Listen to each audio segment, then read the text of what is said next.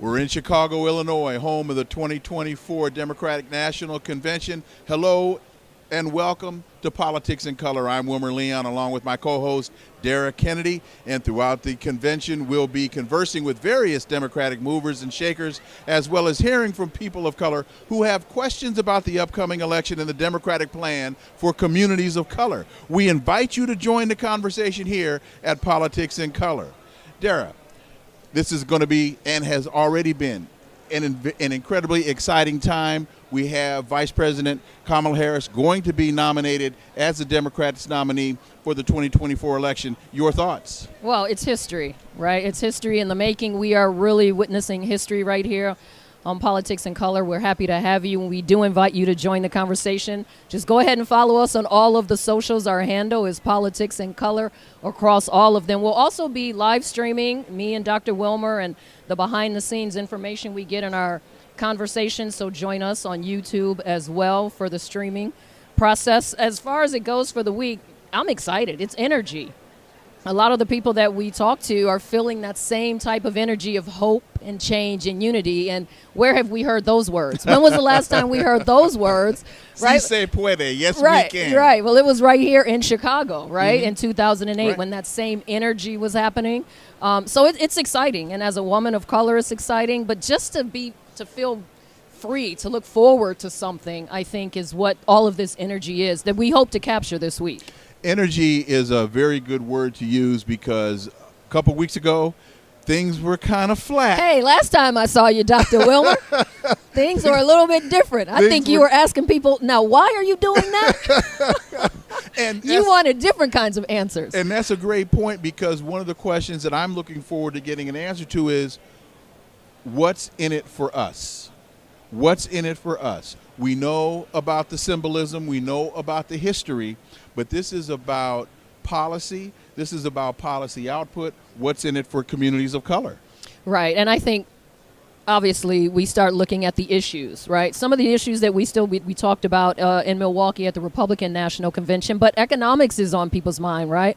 The cost of groceries, right? People want to know what Vice President Harris's economic policy, what her agenda will look like. People of color want to know, are they going to get all of their rights stripped away from them, right? Which is what Donald Trump has been trying to do and has already done by killing affirmative action, things that help people of color, by taking away women's rights, things that help women, all people across America, but specifically colors, people of color, those communities are most impacted by some of these downfalls that the Trump administration has put in place. You mentioned you mentioned protecting rights. Yeah. And we have seen the program 2025, Project 2025.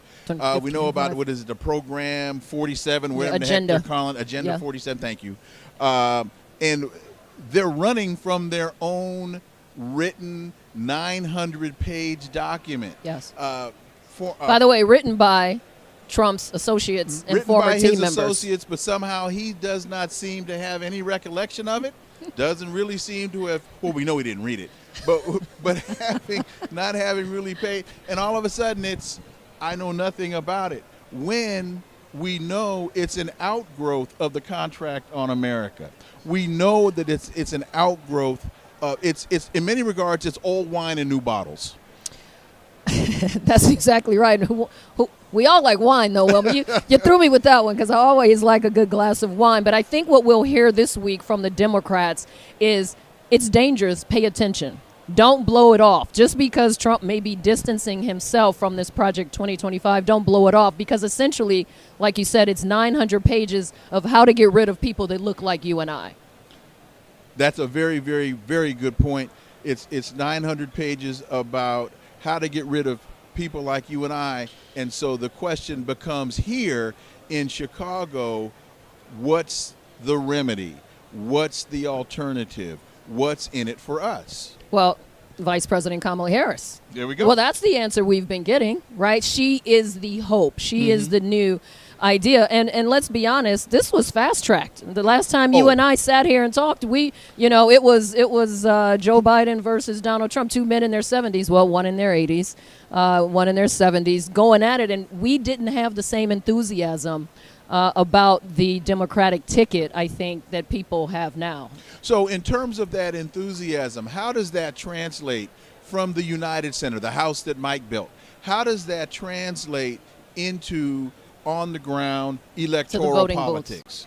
Well, I think we're seeing a good demonstration of how it's translating already. Every single rally that she has done has been sold out. She now has to do things at stadiums. She's doing them in airport lots because so many people are just excited. And I spoke to a couple of young people traveling here to Chicago, and they said, we feel like we're being seen, that we're involved because it's a fresh face. Even though she's been our vice president now for almost 4 years, there's a freshness to her. So to your point, what's going to make people go out? Well, people get up and go out when they're excited, when they have something to look forward to. And if they can have their mark on history by just voting this time, that gives people a little bit of solace and confidence about this country. Are you concerned about the honeymoon period? Are you concerned about post-convention?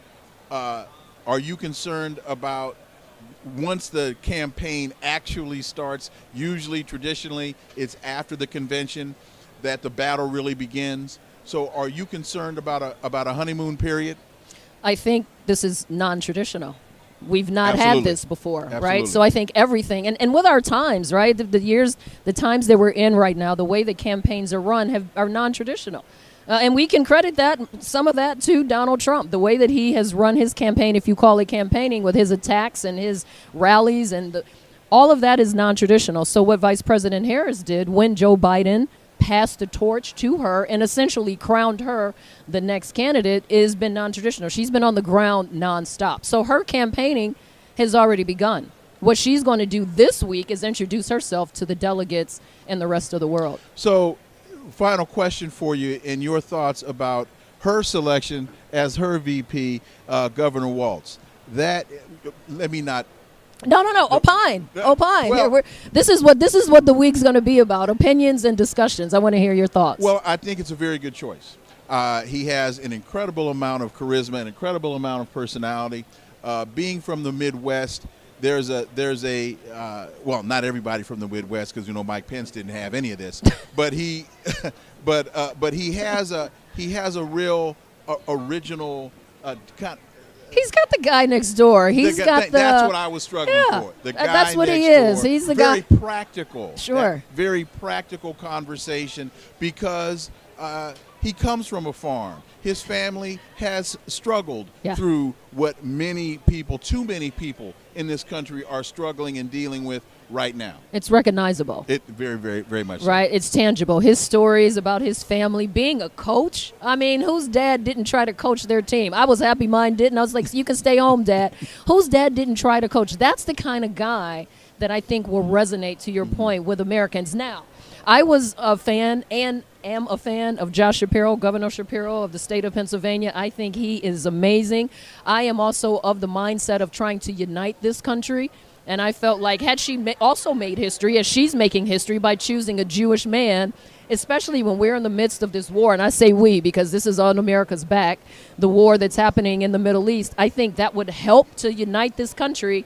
But I think what her campaign did was think about the bigger picture. We can't just think about this war, which is very important, which we can try to solve. We have to think about the country right now and going forward. And so I think that's why she didn't go with Josh Shapiro. But, he's in the ranking. And one thing that we can say, the Democrats here have a great future because they've got some fresh voices, some fresh faces, and people that can lead the country. So what we need you to do, we need you to join the conversation. We are here in Chicago at the DNC 2024. Join the conversation with politicsincolor.com. There's an awful lot in store, a lot of interviews, a lot of folks that we're going to be talking with. Wait a minute. What are you looking forward to? You asked me the questions. What are you looking forward to this week, Dr. Wilmer? Because I asked the questions too. You covered it. There's really not a whole lot that I can add to what you had to say. Are you not looking forward? Are you wanting something to come out of this? What I want to come out of this is a clear understanding of what is in it for us and how Vice President Harris is going to deliver it. That's what I want to know. When we see her on Thursday, that's what I want to hear, so that we can walk away from this having a very clear understanding of it's not about symbolism, it's not about an HBCU, it's not about being a part of the Divine Nine, it's about policy output and how she's going to deliver. That's a very small part of the population, though. The Divine Nine and the HBCUs, they're important because getting those students to the ballot box are going to be very important. Up to this point, that's what we've been given. And we have to expand the conversation. We have to expand the analysis. And that's what I'm looking for. So am I hearing you say you want to learn more about her or her agenda and policies? I want to know about her agenda, and I want to know about her policies, and I want to know about how she plans to govern. Because, it's only been 2 weeks. So hopefully she's been writing on the plane. Because what's important is that she breaks away from, not totally, but that she owns her own agenda and policies. Well, that's what I'm looking for. Well, you're right. But see, the not thing just about the it's Joe only Biden 2 ones. weeks. I got that. But you've been here 4 years. So. But it's been Joe Biden's policy. Well, but she ran for the office as well. So it's not as though she comes in as a neophyte. It's not as though she comes in as a rookie. And you're asking me for my vote. Yeah. So if you're asking me for my vote, you got to tell me what I'm going to get. Right. That's what I want to know. Right. And and I think we're saying the same thing. She's had a chance now to not veer so far away from the Biden policies that got them into the White House, but that now she has to own her own. And that's what I'm looking for. And that's what we're here to find out. See? We are here. That worked out. In Chicago at the DNC 2024. Join the conversation, politicsandcolor.com. There's a whole lot more in store. Stay with us.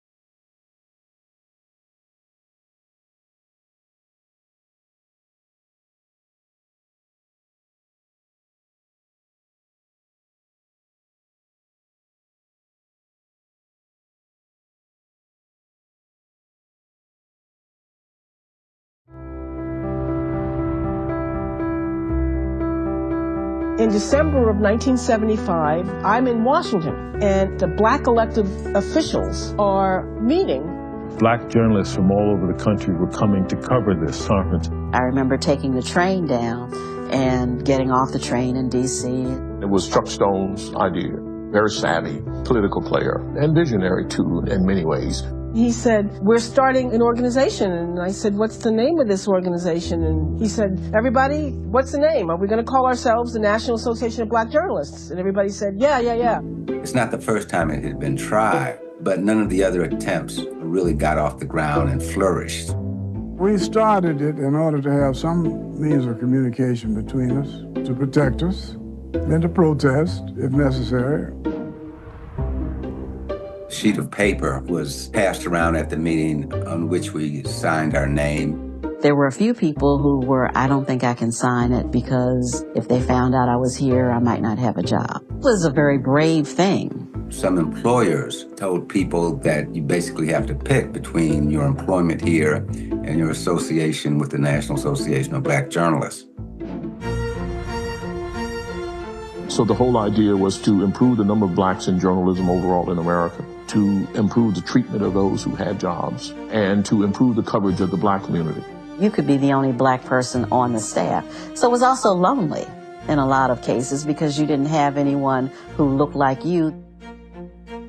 I was essentially a clerk and did a little bit of helping around the newsroom. I must have said, I wonder if I could ever be on air. And the news director told me, oh, no. You don't look black enough to qualify. He was telling me I didn't qualify because of my appearance. We challenged journalism to get the numbers up. Just weeks after our founding, the editor and publisher article was very important. It basically put us on the map in the industry, let folks know that this is an organization that they need to pay attention to. Whenever I went to NABJ, I'd always come back feeling a little more inspired. Okay, yeah, you can make it. You'll do well in this business.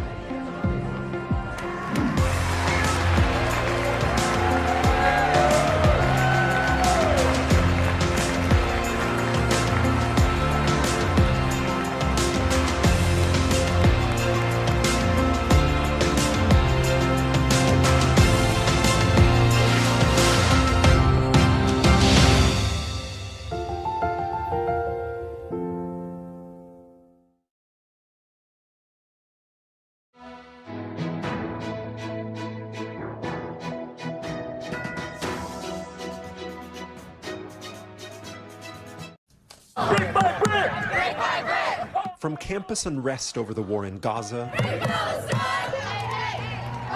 to abortion rights, to immigration and the border, every major election issue is converging here in the battleground state of Arizona. And one group could decide it all: young Latino voters. Here in the western U.S., 4 out of every 10 new voters are young Latinos. That makes them a hugely powerful voting bloc, but only if they actually turn out to vote.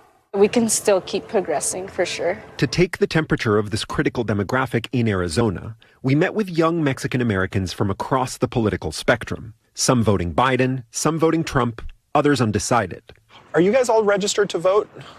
Yes. Do you know at this point in time who you're going to vote for? I would say with the nominees, I would vote Democrat. And are you excited to vote for Biden? I'm super excited to vote. Well, just to vote in general, maybe not for Biden. Maybe he's just a little boring, maybe. I want to see more excitement with representing me. In nearly 24 interviews with young Latinos in 3 swing states, NBC News heard over and over they were uninspired by the candidates and disillusioned with the system. It's not that they don't care. In fact, they're passionate about the issues. Women's rights, I feel like housing is a really big issue for me, immigration. The environment, that's my big concern as a biology student. Women's rights as well. Everything going on also in Palestine as well. As a student loan debt, for sure. And they're open to new ideas. Take abortion, a major issue in Arizona where a 19th century ban went into effect only to be repealed again. And where liberal advocates put a measure protecting abortion rights on November's ballot. These 4 young voters support abortion rights, even though many come from Catholic families with conservative views on abortion. Do any of you find that your positions on this question, the abortion question specifically, as young people, are different from the position of your parents, grandparents, etc.? For me, yes, because it's taboo. No one wants to talk about it. It's like, you better not get pregnant, but if you do, you better keep the baby. And that's all that's to it. Do you find that either of the major political parties has been doing a good job of reaching people like you and persuading you of things? It hasn't. It's a lot of you versus me. It's a lot of, it's them, they're the ones thinking like this. We're the normal ones. It's hard because it is a very two-party system. It's Republican or Democrat. And when you only have like really one choice and it's the choice you don't really like, what can you do really? Have you considered just not voting for either Biden or Trump? Yeah, I have definitely considered that. And I have been heavily thinking about just not voting at all. Have you decided yet? I haven't decided yet, no.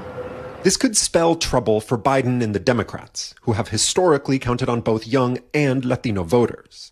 In the 2022 midterms, more than 2/3 of Latinos under 30 voted for Democratic House candidates. And in 2020, young voters of all backgrounds backed Biden over Trump, 59 to 33%. If young Latinos don't turn out for Biden in large enough numbers in enough swing states, that alone could swing the race to Trump. Some young Mexican Americans say they'll vote Biden if only to protect their undocumented loved ones from Trump's promised mass deportations. We were behaving in a way of survival mode under the Trump administration, and I feel like I don't want that to happen again. But that's not something Biden can take for granted.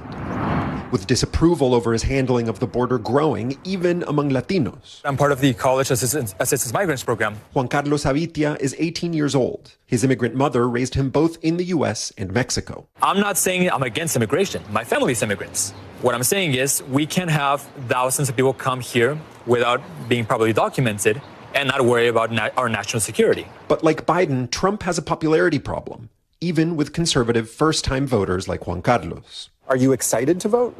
I mean, not too much excited. It really is what it is, because we haven't had the best candidates in a good while. Trump's been in court right now because of his cases. But if it was my pick between, a bad candidate and a worse candidate, you have to go for the one that's least worse. And you think Trump is the less worse of the two options? Beyond November, young people's dissatisfaction with the system is something that both parties and America at large will have to reckon with. And with that, David Noriega joins us tonight from Los Angeles. So, David, a lot can happen between now and the election. Do you think a change in the economy or a conviction or acquittal of former President Trump in his trials could shape how these voters make their choice? Or do you feel that their mind is already made up? Tom, their minds are definitely not already made up. This is a very fluid voting bloc, and the parties and the candidates, if they know what's good for them, are going to be working between now and November to win them over. That said, the flip side of that is they could also very easily lose them. You mentioned Trump's trials. The one young conservative Trump supporter that I spoke to said the main thing he doesn't like about Trump is the fact that he is currently undergoing a trial, and if there is a criminal conviction, that could easily push him further away from being willing to vote for Trump. The same goes for Biden. If something gets worse in the economy, for example, or there's something else that these young people perceive as a misstep with regards to an issue that they care about, like the campus protests or something similar, that could also push them further away from their willingness to vote for Biden. This is all very up in the air, very up for grabs. Thanks for watching. Stay updated about breaking news and top stories on the NBC News app or follow us on social media.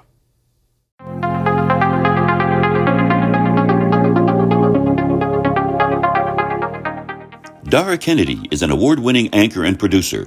As a skilled broadcast journalist, Dara has covered major news events spanning 5 continents and over 50 countries.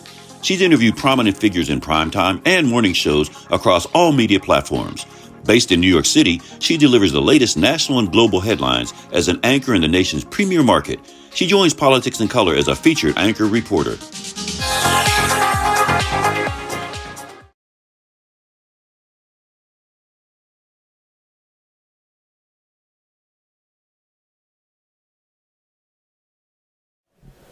Welcome back to the Democratic National Convention, and we are joined by a very special guest, actually one that we tried to get a hold of when we were in Milwaukee for the RNC. We are happy to be joined by Mayor Cavalier Johnson of Milwaukee. Thank you for joining us on Politics in Color. Happy to join you. Happy for you to be in Chicago, a little bit outside of your area, and you're coming off of a big convention yourself in your city. Yeah, we are. Just a little bit outside, although, my dad's from Chicago, my wife's from Chicago. So I've got. So you're a Bears fan. I got. Well, no. Let's not go that far. Okay. I like the winning team.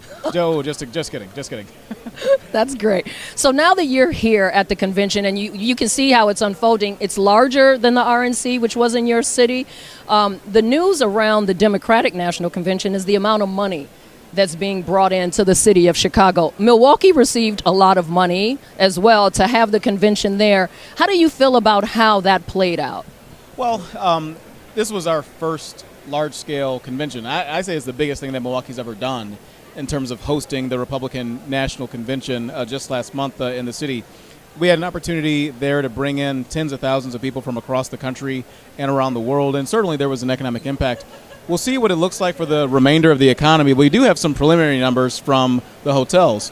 When you compare the week that the RNC took place from 2023 to 2024 when it happened, there was a $5 million worth of spend in 2023 and $19 million worth of spend in 2024. So that's some significant increase. We'll see what the rest of the economy bears out over the course of the next couple of months when those numbers are crunched. Now, obviously, when we were in Milwaukee, in your city, for the RNC, we had no idea that we were going to be switching up presidents here at the Democratic National Convention. What's your overall thought, especially for people of color in that city of Milwaukee that you represent? What's the energy like now that there's been a switch in candidates? So all of us, myself included, in Milwaukee, appreciate and value President Joe Biden, who is the consummate statesman and has done such a great job leading our country. I am super excited to hear him speak tonight and the message that he will deliver, not just for Democrats, but for Americans. But as it relates to the change at the top of the ticket, the first place that Kamala Harris landed when she became the presumptive nominee on the Democrat side was Milwaukee, Wisconsin. And she had held a huge rally in our community in a suburb called West Dallas, right next door to the city of Milwaukee.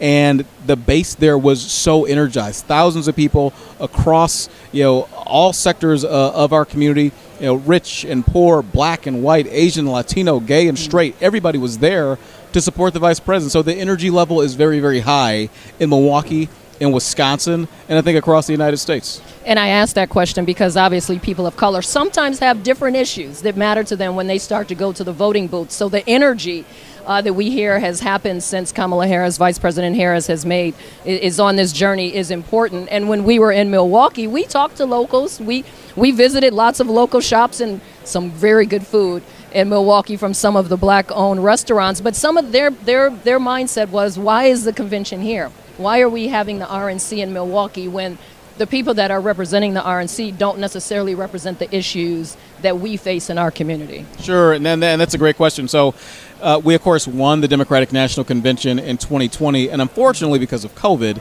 it just wasn't able to pan out the way that we wanted to, that I wanted to happen. In 2024, we had the opportunity to host the Republican National Convention, have a second kick at the cat, and this is the thing for me. It was not just about the RNC, right? Certainly, I've got political differences with the Republican Party platform, absolutely with their leading candidate, Mr. Trump. However, hosting a large-scale political convention like that only helps to elevate Milwaukee. And by all accounts, from people that I've talked to from around the country and around the world that visited Milwaukee during that week, many of them had never been to Milwaukee or Wisconsin for that matter, their first time, and they all were blown away. So what I would like for that to happen is for it to create a virtuous economic cycle where people continue to come back. They continue to spend more dollars in our community, creating more jobs and circulating more dollars for businesses on the ground and workers on the ground who live in Milwaukee. It's not just about the RNC, it's about what comes next. It's about the large-scale political, business, sports, entertainment, trade shows, and things like that that'll come after hosting such an event. So with an event like that, obviously there's contract money that comes. How much of that, and I'm not asking for percentages, but when people say, gosh, there's more security, I can't get to my favorite restaurant, how many of those contracts, when you bring in a large convention like that, trickle down to the community, to some of the mom and pop shops. Yeah, I don't have all that information at hand, but I mean, it is a very large. Meaning, like, hopefully everyone is having a chance to eat off of those large $1 million contracts. Absolutely, and with some of our work, we help to boost the contract, right? It was $50 million rather since 2004 because of our efforts. I mean, I can't tell you how many times I went to Washington, D.C. lobbying members of Congress. We were able to get that $50 million increased to $75 million. So we had more spend going to a number of local companies on security, and not just security, but other pieces of that convention to make a successful convention for everybody that was involved. Doesn't matter if they were in the security business, doesn't matter if they're in the hospitality business, doesn't matter if they're in the food and beverage business as well. Everybody got the chance to take part and to take something home. So what matters now most to the people of Milwaukee when they look at this ticket and they're going to the voting booth, and goodness, less than 3 months now, what's important to your constituents? My constituents are going to want to know which candidate is going to work for them. Which candidate is interested in serving the people versus which candidate is more interested in serving themselves, right? And when you look at the policies of Kamala Harris and Governor Walz, what they want to do as president and vice president of this country, and you contrast that with what Donald Trump has proposed to do for this country and Senator J.D. Vance have proposed to do for this country, it's as clear as day. I mean, not even just the deliverables, the actual deliverables that Joe Biden and Kamala Harris have made for black people in this country, but when you look at some of the things, there's some of the nasty things that have been said and talked about on the Republican side towards black people and Americans in general. There is a clear-cut choice for African Americans and people generally in this country about who should be leading us forward. And I think that person is Kamala Harris, and I really can't wait to elect her the 47th president of the United States. What do you say to the people that say, oh, she was an attorney general, but she doesn't have enough experience? What do you say to the people that say, I don't really know her because in the role of vice president, you don't see them that much? Well, what do you say to the people that say, can a woman run this country? Oh, a woman absolutely can run this country. I mean, just think about it. Women run so many things around us already. I mean, I can't even walk out of my house, right, without a woman's touch because a woman runs my house. I mean, inside of our government, whether it's elections, whether it's the Office of Equity and Inclusion, whether it's our Department of Neighborhood Services building inspectors, women run each and every single one of those very, very important divisions within my administration and more. So women absolutely can run this country. In terms of her being a prosecutor, yes, she was a prosecutor. That was her job, to make sure that communities were safe. And let me tell you, I mean, as a prosecutor, she took on people who were perpetrators, right? She took on people who were cheaters. She took on people who were fraudsters. And Donald Trump matches every single one. So she says it best. She knows his type. And there's nobody better positioned to prosecute the case against Donald Trump than Kamala Harris. And I can't wait to see her on that debate stage and take the case directly to him. And again, go on to become the president of the United States. We know that as we're here at the Democratic National Convention, most of this week is, of course, rallying behind Vice President Harris, but also it's a send-off to President Joe Biden, who has been in politics for almost half a century. When we talk about communities of color, he's done a lot for Americans, but he's done a lot for diverse minority groups around our country. Yeah, he has. And I mean, Joe Biden, my heart warms when I think about Joe Biden. It really, really does. Like, I feel like I'm a Joe Biden Democrat, and he's done so much in service to this country. I mean, just to even think about him getting into politics in the first place, right? It's because he was encouraged by Dr. King. That's why he's got a bust of Dr. Martin Luther King in the Oval Office right now, right? Just think about that. Just think about the deliverables that under his leadership have come to black people. If you're a young person looking to attend a historically black college or university, the most resources ever from the federal government happen under President Joe Biden's leadership. If you're somebody who was negatively affected by marijuana law, as black people have been in this country, well, the rescheduling of that, or attempted rescheduling of that, is happening under President Joe Biden. If you're a young girl and you're interested in becoming a lawyer, an attorney, or perhaps a judge, well, there's a black woman sitting on the United States Supreme Court right now because Joe Biden made a promise to do that. I mean, even with Kamala Harris, right? He said that he would select a black woman to be his running mate. And here is Kamala Harris, and she's going to be the 47th president of the United States of America. All these things go back to a single source. That's Joe Biden. That is Joe Biden. That I can't say enough about that man. It gives me just goosebumps just thinking about him. He's done so much for this country, and all of us, each and every single one of us, has benefited from that man and his presidency and his leadership over the course of the last half century. Before we let you go, what can we expect from Vice President Harris when she takes that stage on Thursday night? When Vice President Harris takes the stage on Thursday night, I think she's going to showcase what we've seen over the course of the last number of weeks. Joy. She's going to showcase unity on the Democratic ticket. Unity is what was here in 2008. Is that how you're feeling? President Obama, that was unity. It was hope. It was change. Are you feeling any of that? Absolutely. In that historical moment, It feels like we're coming full circle? Absolutely. I mean, when you look at the rallies that she's got, I mean, as I said, the one that was in our community, every segment of society was represented there. Just like you saw in 2008 with Senator Obama at the time, who then went on to become president, right? With Kamala Harris, you're seeing the exact same thing. Like, people are coming out of the woodworks. There are more people standing on the outside than the inside of some of these venues, just because she's drawing out the best in America. And that's exactly what we need in this moment, especially with the challenge that we have with her opponent on the other side, who is self-serving and will be destructive to this country. And we don't want to go back. She says it best. We are not going back. We're not going back. You kind of said that like President Obama says. We're not going back. Mayor Johnson, thank you so much for joining us here on Politics in Color. Good luck to you as mayor of Milwaukee. And I liked it enough, but I don't know when I'll be back. But thank you. You got to come on back. We'll come on back. Thank you so much for joining us. Thank you. All right. The Asian American Foundation is dedicated to serving the AANHPI community in its pursuit of belonging, prosperity, and opportunity for a future that is safe and equitable. It is a tall order. I spoke to Norman Chen, the CEO of TAF, who has a big job of bringing people together to live out this mission. TAF's mission and vision is to build safety, belonging, and prosperity for our community. These are for AANHPIs all across the country. And our community right now is under attack, underrepresented, and under-resourced. So the three issues we address are racism, the lack of racial equity for our community, representation for our community, especially in senior leadership, and also resources. We're 7% of the population, yet receive only 0.2% of philanthropy. So how do you go about doing that? How do you achieve those very tough goals? We're a new organization with big dreams, and so we break it down the following way. First of all, we look at four main pillars for our work. Anti-hate was one of the main reasons why TAF was founded. And we work with 56 organizations around the country to address victims and who experience anti-Asian hate. We also work in education and narrative change to promote the teaching of Asian American history and Pacific Islander history in schools all around the country. And also in narrative change so that we're properly represented in movies and television and other forms of media, so that's not stereotypical like it has been very much in the past. And our last pillar is representation and resources, where we talk about increasing our visibility at senior leadership levels.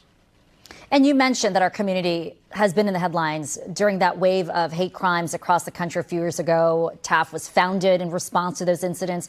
What have you seen in terms of progress, and what more needs to be done? You know, there is, at the height of anti-Asian hate, there was a growing awareness of attacks against our community, the 15,000 plus that have been documented by groups like Stop API Hate. However, these attacks are still continuing. You know, our community still lives very much in fear in many major cities and towns across the country.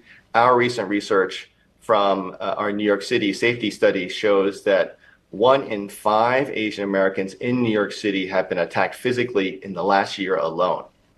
And our recent report from the Status Index shows that over 40% of Asian Americans expect to be attacked in the next 5 years. So this epidemic of hate against our community still remains. It's just less in the news these days. Mm-hmm. Norman Chen says TAF is part of an important and historic movement and encourages people to get involved. For more information, you can contact info@taf.org. It's the 2024 Democratic National Convention. Join the conversation with web channel Politics in Color, powered by BitCentral, Globecast, Blakehon Media, and Aza Group.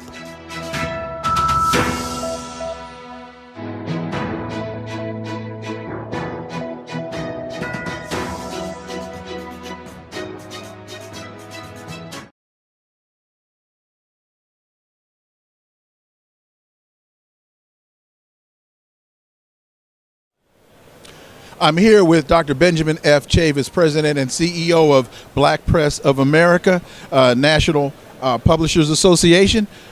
Dr. Chavis, thank you so much for joining us. Well, thank you. It's always good to be in your presence. Well, you are too kind. You are too kind. So we're here at the Democratic National Convention in Chicago at the United Center for 2024.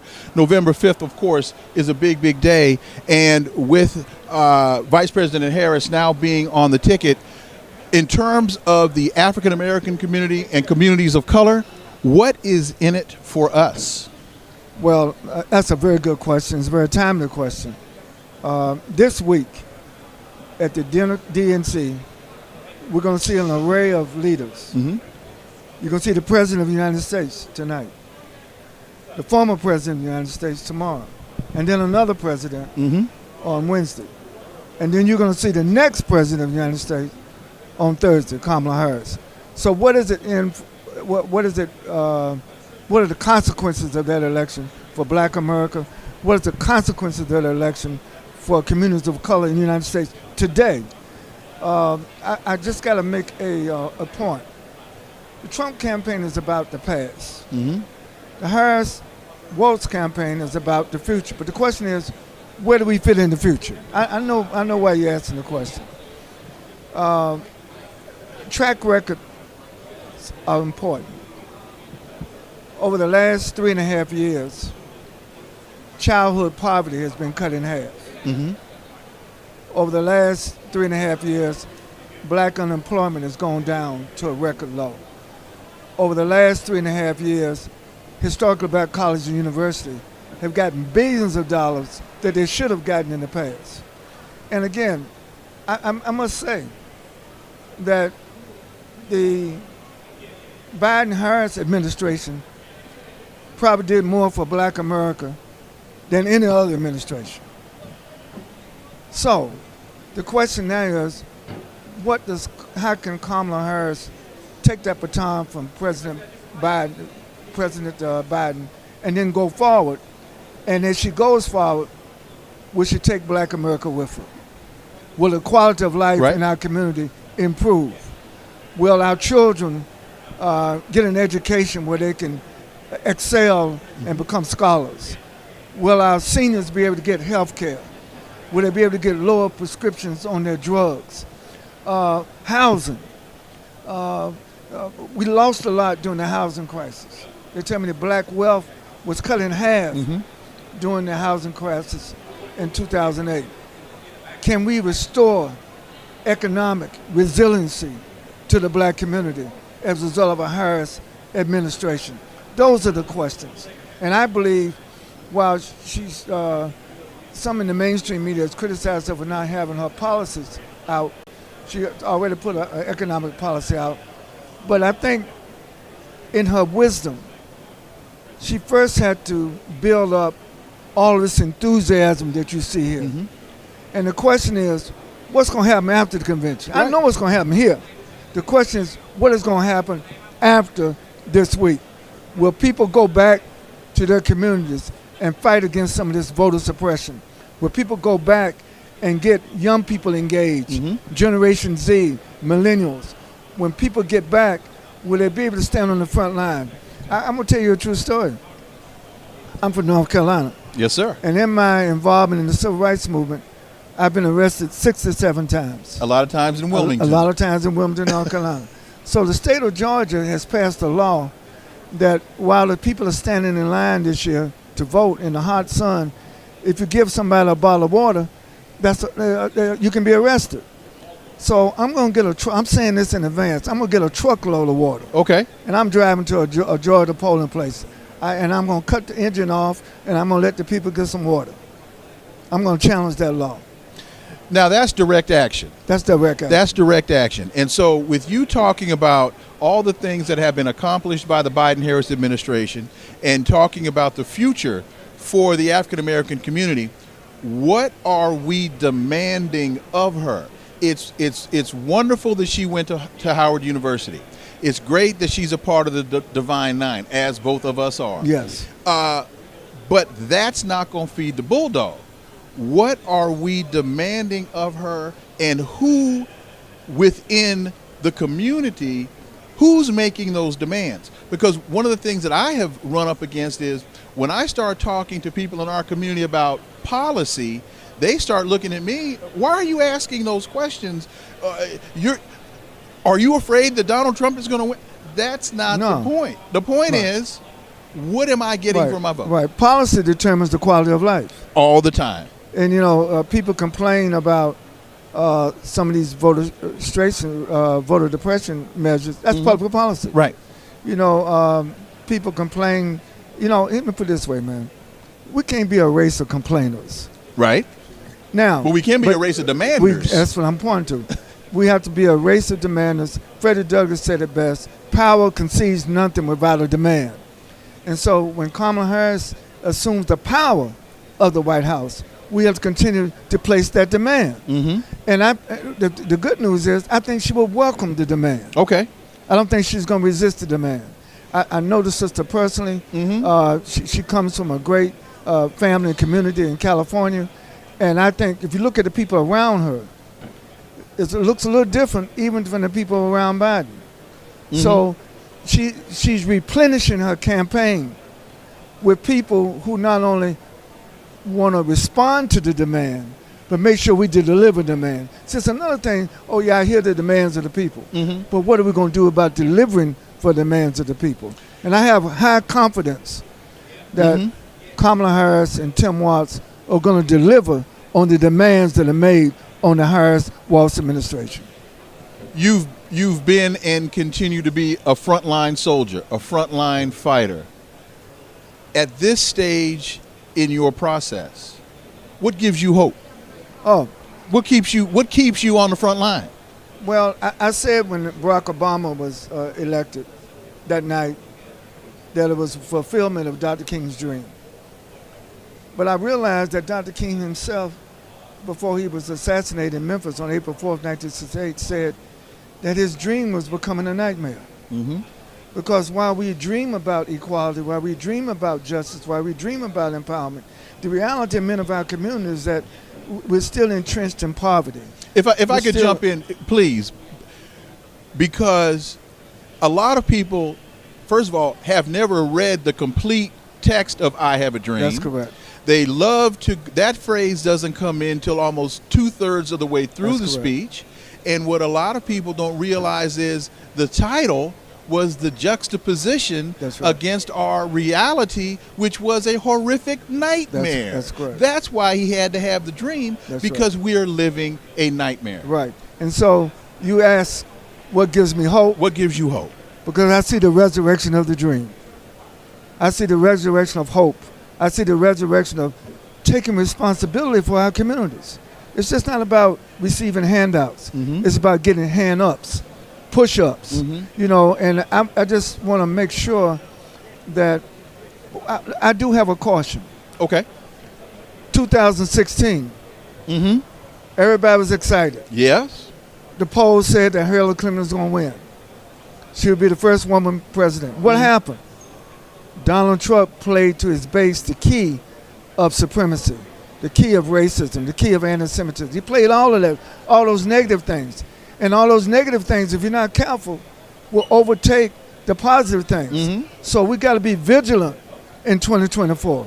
Not just excited because you don't want to repeat where Sister Harris wins the popular vote, but then Trump wins the Electoral College vote. So we got to be very strategic in our voter turnout.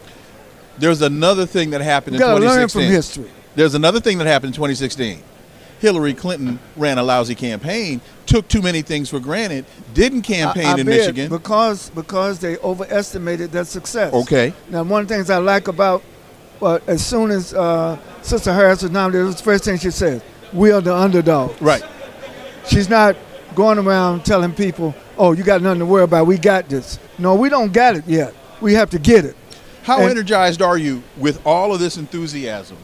Because before President Biden stepped aside, there was a lot of hand-wringing. A lot of folks weren't nearly as enthusiastic as many people would have hoped there would have been. There has been this surge of enthusiasm. Right. What does that say to you now? Well, this is my analogy. while President Biden was deciding whether or not he was going to drop out, people got down on their knees and prayed. Mm-hmm. And I tell people all the time, be careful what you pray for, because God will answer your prayers. So what has happened was unexpected. That's why the Trump people are caught off guard. They don't know how to handle this. In fact, this energy is more than it was in 2008. Because you have to understand, people didn't really know if America was ready for a black president. So it was a grand surprise. Right. Now, people know that it's a possibility. And, of course, the opposition also knows it's a possibility. So this is going to be the title match. This is going to be the championship match. And the underdog right now is still Kamala Harris. And that's why I want to make sure we don't be so joyous that we lose sense of our responsibility to go out and make this work. I want to match her joy with our work. As we wrap this up, if you would look into camera one, what are the two major things that you want the community to understand about where we are right now in this moment of history and what's at stake? We're at a moment in history that we've never been before. Yes, we've had a black president before, but we're at a moment in history where having a black woman president, I must say this is the year of the black woman. Hear me now. The first conference call to raise all those millions of dollars was with black women. Now the donors are coming back. Why? Because they see the black community doing something unprecedented. And so, number one, we got to go out and vote. And number two, you got to make sure that everybody around you, in your family, in your church, in your sorority, in your fraternity, goes out and vote. We need the largest black voter turnout in American history in 2024. Dr. Benjamin Chavis, as always, my brother. Thank you so man. much. God Greatly, bless you. greatly appreciate it. Folks, Wilmer Leon here. Politics and Color is where you are. You want to be sure you stay in this conversation. Stay with us. Every 4 years, Americans who are 18 or older have a big responsibility. Our votes decide who becomes the President of the United States. Unfortunately, the U.S. election system isn't that simple. This is electing a U.S. president in plain English. It's easy to imagine every U.S. citizen's vote being counted together on Election Day, but this is not the case. U.S. elections are not decided by the total or popular vote, but individual states. Let me explain. It starts with your vote. On Election Day, you'll vote for president and their vice president. You get one choice. Then, all the votes in your state are counted. The candidate with the most statewide votes becomes the candidate your state supports for president. This happens across the country until each state has selected their candidate. We end up with most of the 50 states and the District of Columbia voting to support one candidate each. But there's a problem. We can't elect a president by just counting up the choices of these states. U.S. states are different. Consider this. California has about 36 million people. Kansas has less than 3 million. We need a way for California's choice to have more influence on the election because the state has more people. The question becomes, how do we make sure each state has the right amount of influence on the election? Well, we need a way to account for the population of each state. As an example, let's consider my home state of North Carolina. Like every state, it is divided up into congressional districts that are based on population. North Carolina has 13 districts, California has 53, and Kansas has 4. When it comes to a state's influence on the election, the number of districts matters most. More population equals more districts equals more influence. The influence a state has in the election is measured by the number of electors. This number comes from the number of districts in a state plus the number of U.S. senators, which is always 2. North Carolina has 15 electors, while California has 55. When a candidate wins the voting in a state, they win that state's number of electors. That's why big, populous states can be so important to candidates. Their electors add up quickly, and the number of electors is what really matters. Here's why. If you add up the electors of all 50 states in the District of Columbia, there are 538 in total. The candidate's goal on Election Day is to win the majority of 538, or 270 electors. Once a candidate wins enough states to reach the 270 majority, they have won the election and become the president-elect. Yay! So, let's recap. Your vote helps your state choose a single candidate. That candidate receives all the electors from your state. The candidate who can win enough states to reach 270 total electors wins the national election and becomes the president-elect. Then, on the following January 20th, the president-elect is sworn in as the next president of the United States. And it all starts with your vote. Make it count.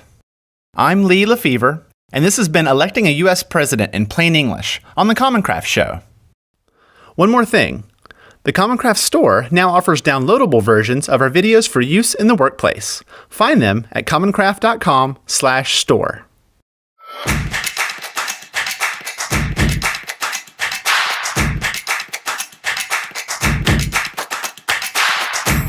We are Politics in Color, and we plan to be with you for the next 100 and more days of this U.S.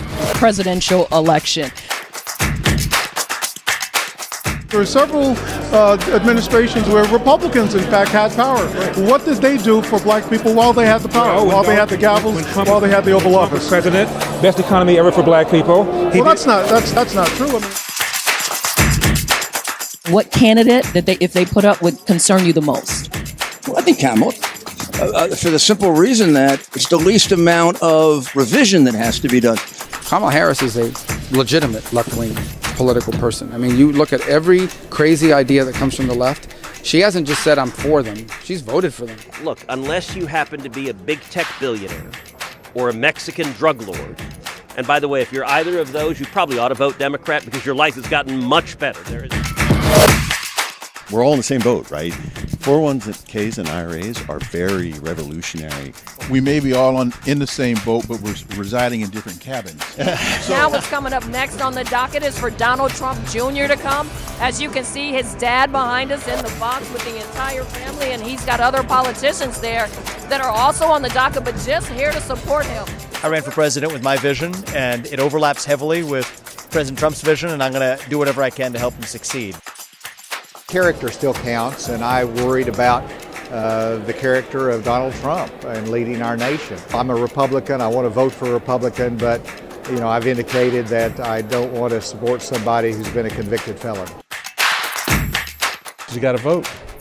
And so at the end of the day, that's what you got to do. Where you land is where you land. Guess we're at the Republican National Convention here in Milwaukee. We'll be in Chicago for the Democratic National Convention. We're traveling along with this process as it happens. One of the things that I really am looking forward to doing with this platform through Politics in Color is explaining to our audience, to our constituents, the why.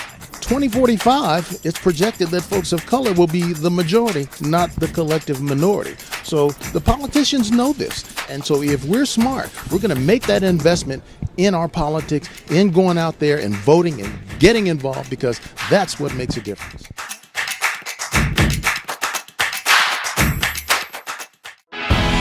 In our democracy, your vote matters. It makes our community and country stronger. So make your voice heard. Get registered. Turn to your local TV and radio stations for trusted reporting on the candidates and issues. Visit vote411.org to learn what's on your ballot and make a plan to vote on or before November 5th. This message is furnished by the National Association of Broadcasters and this station.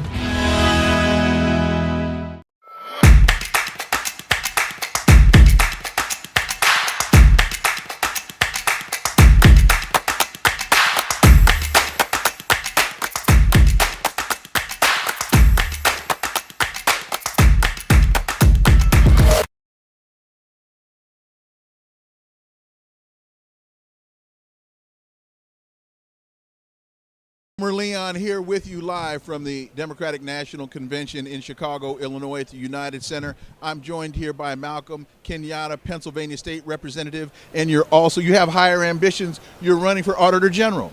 Listen, we got a lot of work to do to make government work for working people. my first question, there's a lot of enthusiasm here that the gears have shifted dramatically over the last 3 weeks. What is in it for communities of color? Everything. I will say it this way. America is great, but everybody hasn't benefited from its greatness. And a part of what we know is that there are far too many families who are experiencing life the way that I did. I grew up in a working poor family in North Philly. My dad was a social worker. My mom was a home health aide. I spent a lot of my life moving around 5-6 different places by the time I graduated high school. Got my first job at 12 years old washing dishes at a little restaurant. And a part of what I learned very early on is that for far too many families, it doesn't matter how hard you work. You get up every single day working your heart out, and yet you can't look your kid in the eye with a straight face and say, it's going to be better for you than it is for us right now or than it was for me. And so the question is, when we understand those as the stakes, because I think that's the stakes, then the question is, out of the two options that are on the table, who is, first of all, even interested in the problems that we've outlined? Donald Trump has no interest in even addressing any of those concerns. He's somebody who says systematic racism doesn't exist. He's somebody who hosts for lunch members, people who call themselves, proudly part of the alt-right, who call themselves proudly white supremacists, Christian nationalists. On the other side, you have Kamala Harris, who has a record of trying to make life better for folks. Now, I do want to say this. Just because you're in the arena trying to make life better for folks doesn't mean every problem has been solved. You don't run for office because you think everything's great. You run for office because you feel like there's something to do. And what I want to know is that the people who are running have in their heart a compassion for working people and have in their mind the capacity to execute the things that they say they want to do. I think she has both in spades, and it's why I'm excited, because I know when she talks about lowering costs, she means it and she's done it.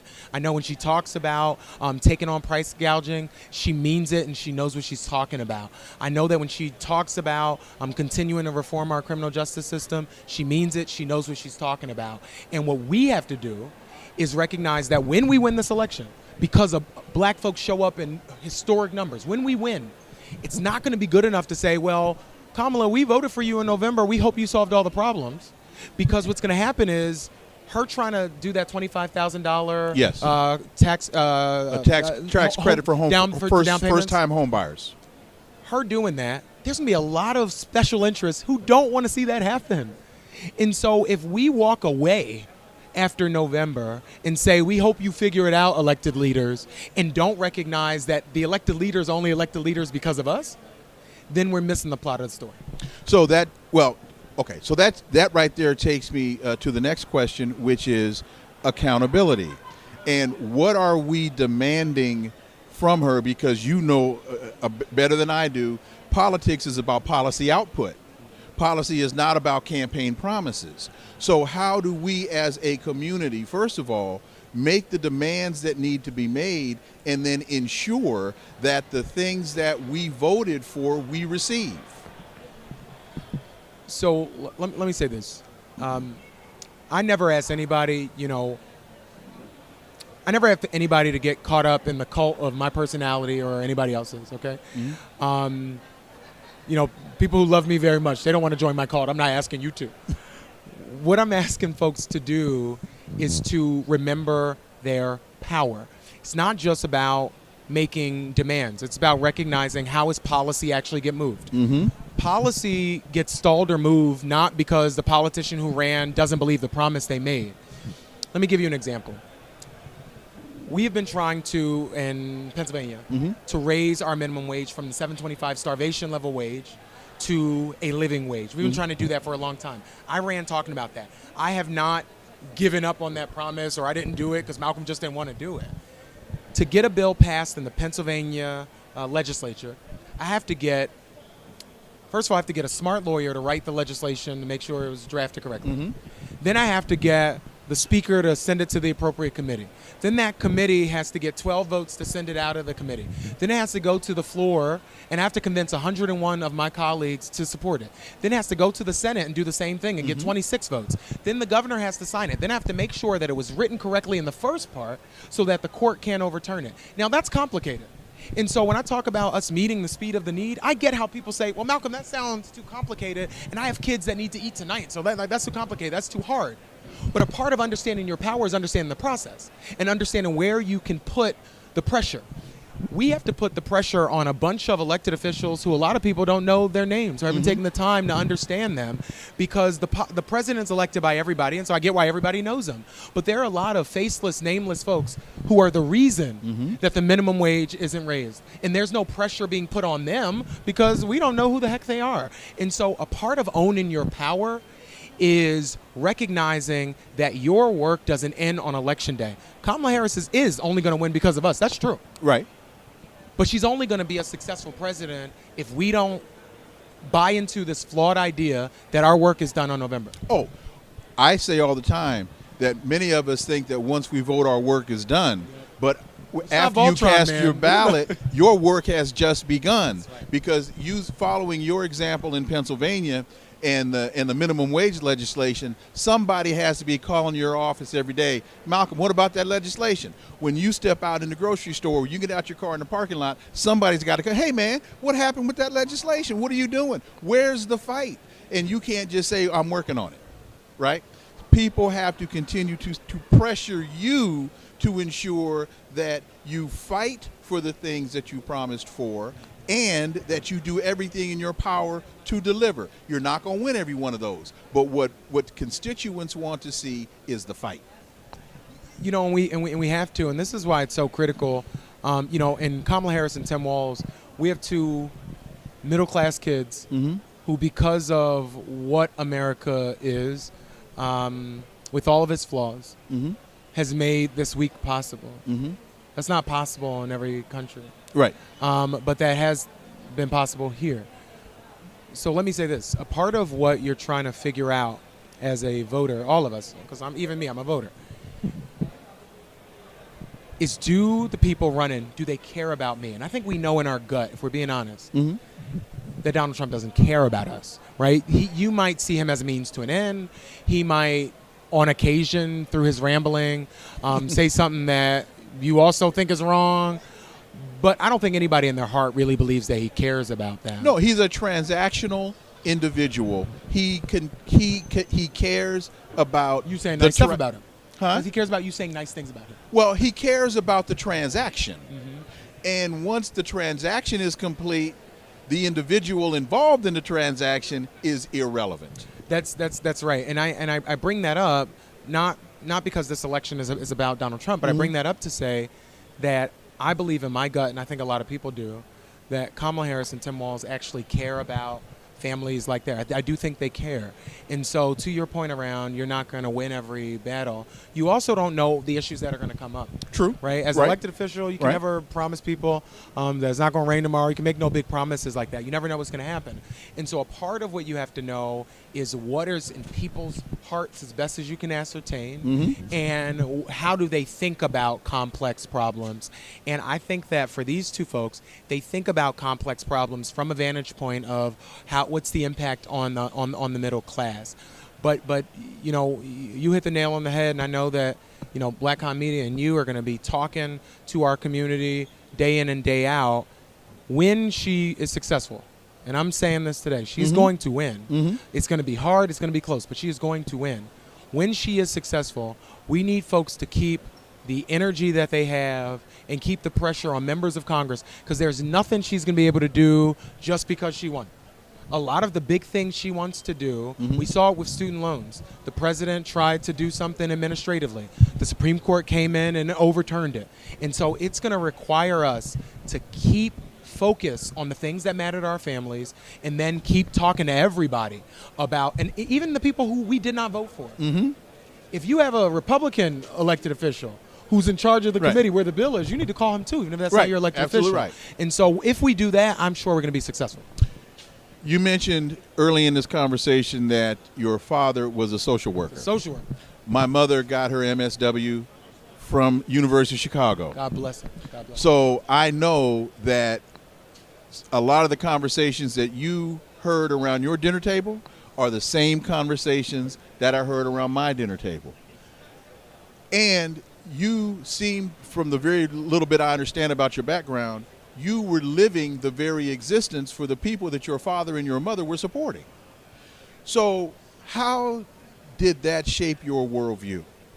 You know, my mom would say something, and my mom, rest her soul, she would be 65 today. Okay. And happy birthday. Thank you. To your belated mother. You know, it's tough because my mom always wanted to see a woman be president. She said, women know how to do stuff. True and that. They do. They know how to get stuff done. But I think back because you said, you hit it right on the head.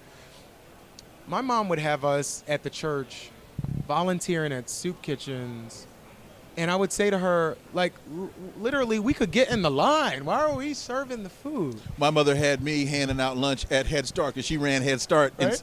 Right.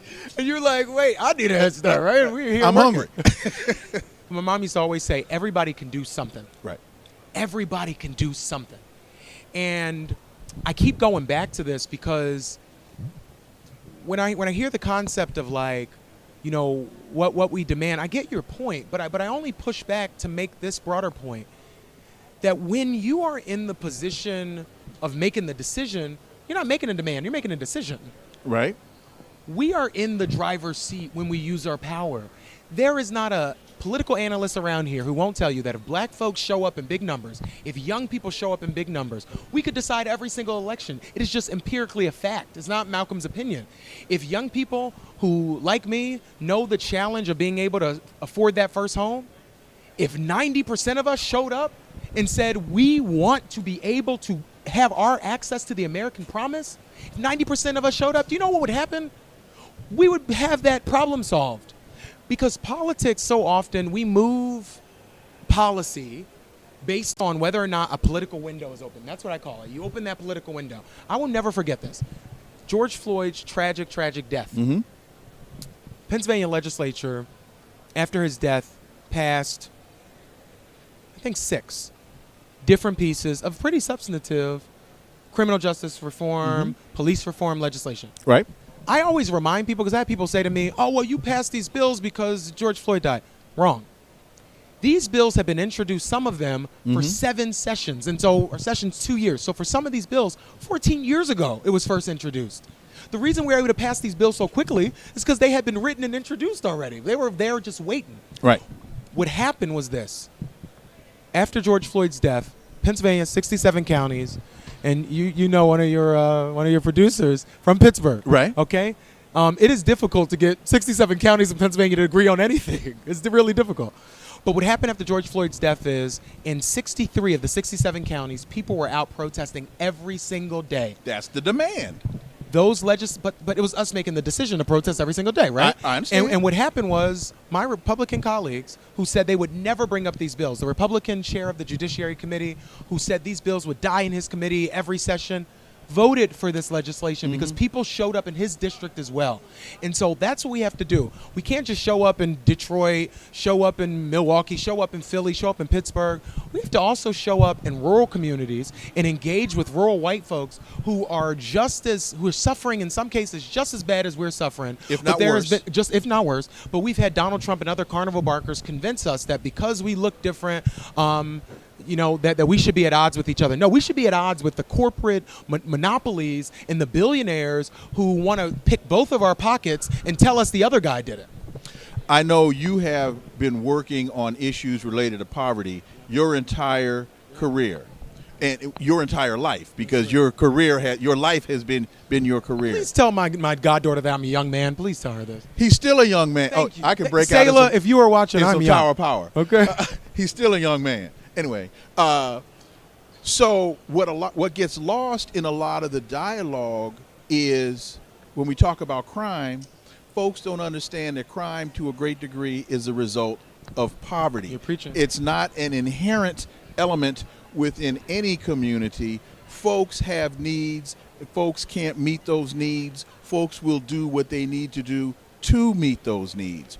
Can you speak to, as an elected official, the reality behind understanding the dynamics of crime? And it's not a matter of more police, it's a matter of more services, so the police don't need to be called. Let me say this. You know, as a black man in this country, a lot of folks who are dying of gun violence, a lot of folks who are victims of crime, first of all, look like me. I refuse to accept a false choice between no police and police that can shoot me with impunity. I refuse that. Right. What I want is that if there is a crisis, that somebody who's trained, who cares, shows up. And what I want to do, and what we've been trying to do as legislators, is to make sure that they're not just showing up with a gun. That in some instances, like what they're doing in Bucks County, they're showing up with co-responders to respond with a social worker like your mom or my dad, or trained mental health care professional to respond to a mental health crisis if that's a challenge, to get people services if that's what they needed, to show up with with somebody with Narcan if somebody's having an overdose situation. We cannot incarcerate our way out of the issues of crime in our community. We have to do what you said and invest substantively, consistently in the types of service that meet people's needs. And as but to do that, we have to change the mindset. Oh, for sure. We have to change the mindset. We have to change the the perspective or perception, us versus them. If it says on your door of your police cruiser to protect and serve, we need you to protect and serve. You know, listen, what I know people want and what people deserve, because I think you always start with the stakes. When you start with the stakes, then we can have a debate on how we get there. You and I agree on the stakes because we're black men in America who understand this. I want to live and in we're a children safe of social workers. Right, children of social workers. I want to live in a neighborhood where I'm never afraid that I'm going to be shot dead just walking down the street. And, you know, I will take a backseat to nobody. I live in a neighborhood where, like, I hear gunshots ring out all the time. So I'm going to take a backseat to nobody on, like, wanting a safe community. Black folks want a safe community more than other folks. But what I also want is for the kids in my community not just to not be shot. That's the floor. Right. I want them to then go to a school where they don't have lead, asbestos, and mold in the buildings. And they can drink the water out the water fountain. They can drink the water out the water fountain. Where their teachers have all the things that they need. Where there's a social worker in that school providing mental health care. Where they get to leave that school and join a trade or start a business after, or go to a 2 or 4 year college if that's what they desire to do. That is what I think the stakes are. And when we start with this idea that every single child of God deserves a life of dignity and respect. When we start with that idea, then we put in place the pieces to make that a reality. There are a lot of people who don't believe what you and I believe, that every single kid deserves a quality education. They just don't believe that. Right. And so I believe that because many of them believe that we aren't capable of learning. Why waste these tax dollars on educating these people, and these people can't learn in the first place? You know, unfortunately for us, and I know we need to wrap, but unfortunately for us, I don't even need to intuit what these folks think. You just listen to Donald Trump. He tells you exactly what they think about us. And so we have to show him what we think about us. And so this election, I love Kamala Harris. Okay. I've gotten to know her. I've gotten to see her close. I got to see her far. But this election is about us and about what we deserve. And if you think you deserve a safe community where you have access to a high-quality education, where you can afford to live there, where you can retire with a level of dignity, where you get to look at the next generation and know that it's going to be better for you than it was for them, if you believe that, then you can show up in November and vote. Look in camera 2 as we get out of here and tell this audience 2 things that you want them to take away from what are the 2 most salient points that you want them to take away from this conversation? So first, if you do not own Bell Hooks' All About Love, go buy that book. She talks about this idea of a love ethic. And she says when you're driven by a love ethic, you attract other bearers of light to you. And I think in this moment, we need to recognize we're not in this by ourselves, that when we speak up about the communities that we deserve, we attract other folks to us. The second thing I would say is This is a dirty little secret about politics. Candidates don't win elections. You certainly need a good candidate with a good message. But I've seen a lot of bad candidates with bad messages win elections. What candidates need are you. Sometimes donors win. Oh, he was, Jesus Christ. Barely won that one. But what we need is you. And you're not showing up just for a candidate up and down the ballot. You're showing up for you. So I really appreciate the opportunity, and thank you for everything you're doing. Thank you. Malcolm Kenyatta, thank you. State Representative, Pennsylvania.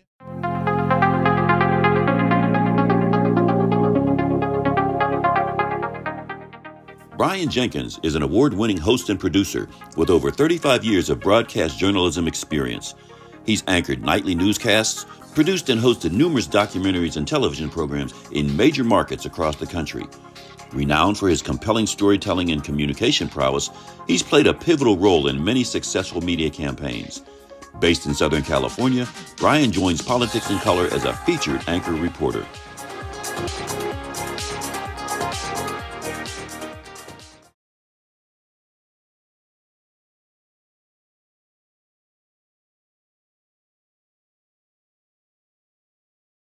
Welcome to Politics in Color. I'm Dara Kennedy, and I am here at the DNC headquarters for the week of the Democratic National Convention right here in Chicago. Specifically, I'm at McCormick Place, which is one of 2 locations that will be the center of everything that you need to know that's happening this week. Of course, the other is at the United Center, where you will see us all week. Me and Dr. Wilmer will be conducting interviews and going behind the scenes and hopefully asking the questions that matter to you. And why to you? Because we at Politics in Color understand that our voices might be a little bit different.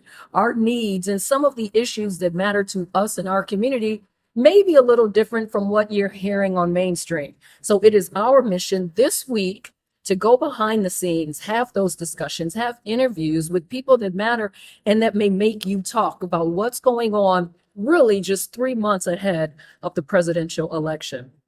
So we want you to follow us across all of social media. We are at Politics in Color for all of our handles, but also follow us as we live stream this week. This is an historic moment, and we at Politics in Color have not missed that moment. We are rising to the occasion to bring you as much content as we can as possible. So visit us online. Visit us at digital at youtube.com, and also stream with us at youtube.com, as well as on our website, Politics in Color. So all of our handles, join us, but stay with us all week. Me and Dr. Wilmer Leon will be here between McCormick Place and the United Center and everywhere else that we can be in between for this moment that is happening before we see Vice President Kamala Harris officially accept the nomination for President of the United States. History is happening. Share it with us. In American elections, there are a handful of recurrent voting patterns among various populations, but one particular voting trend has been especially frustrating for Republicans, and that is a consistent 80 to 90% of the African American vote going to the Democratic presidential candidate since 1964, along with general majority support in non-presidential races. Hello audience, Mr. Z here with another video for you. If you're new to the channel, welcome. We have videos like this every week, so be sure to subscribe and stay tuned. Now, before we go any further, I would like to take a moment to thank everyone who has donated to us on Patreon and right here on YouTube through channel memberships. Having dealt with demonetization and even censorship in the past, especially when covering more sensitive topics, support from our patrons and donors helps make regular videos possible. Every donation goes a long way to keeping our channel going, and as a show of thanks, if you donate to help support the channel, you'll gain access to some great perks, including physical merchandise, a custom-designed flag wallpaper, and access to an exclusive members-only Discord server where you can enter your scenarios for a chance to have them made into full videos, or just chat with me in the community directly. You can follow the pop-up on screen here, go to the description or comment section to visit our Patreon page and support our channel, and of course you can do so by clicking the join button next to the subscribe button right below this video. If you can't donate anything, please consider subscribing and sharing this video to help the channel out. Now, back to the video.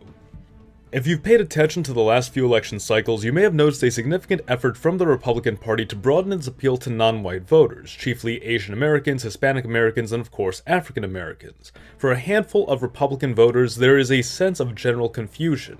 After all, as the GOP often likes to boast, they are the party of Lincoln. It was the Republicans who freed the slaves, and the Democrats are the real racists, and so on and so forth.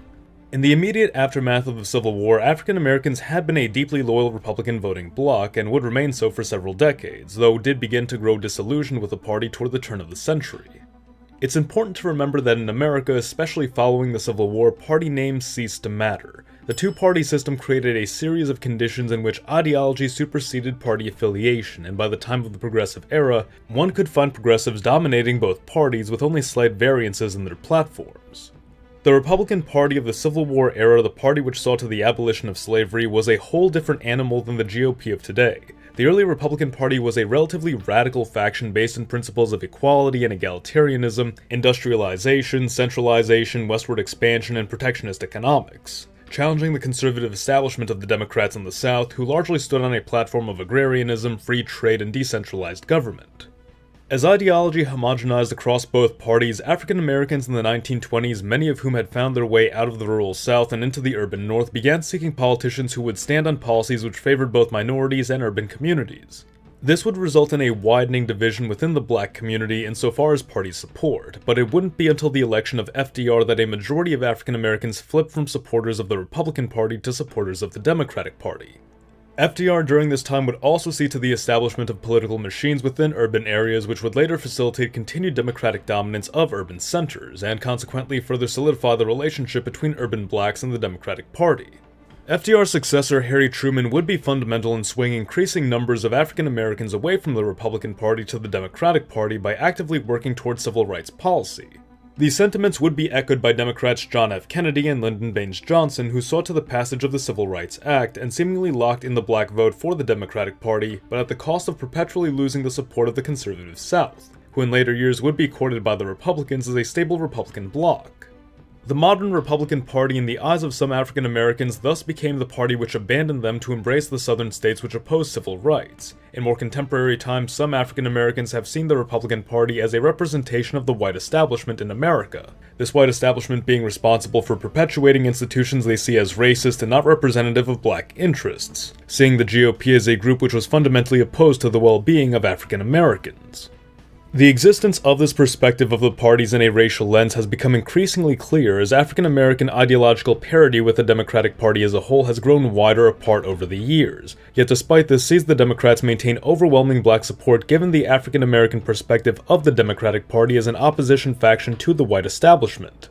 Or in simpler terms, a number of African Americans recognize that the Republican Party, whether intentionally or not, perpetuates policies which favor white interests and lifestyles at the expense of black interests and lifestyles, and thus opt to support the Democratic Party in opposition to what they see as a systemically racist American establishment, even despite not seeing eye to eye with the Democrats on a majority of policy.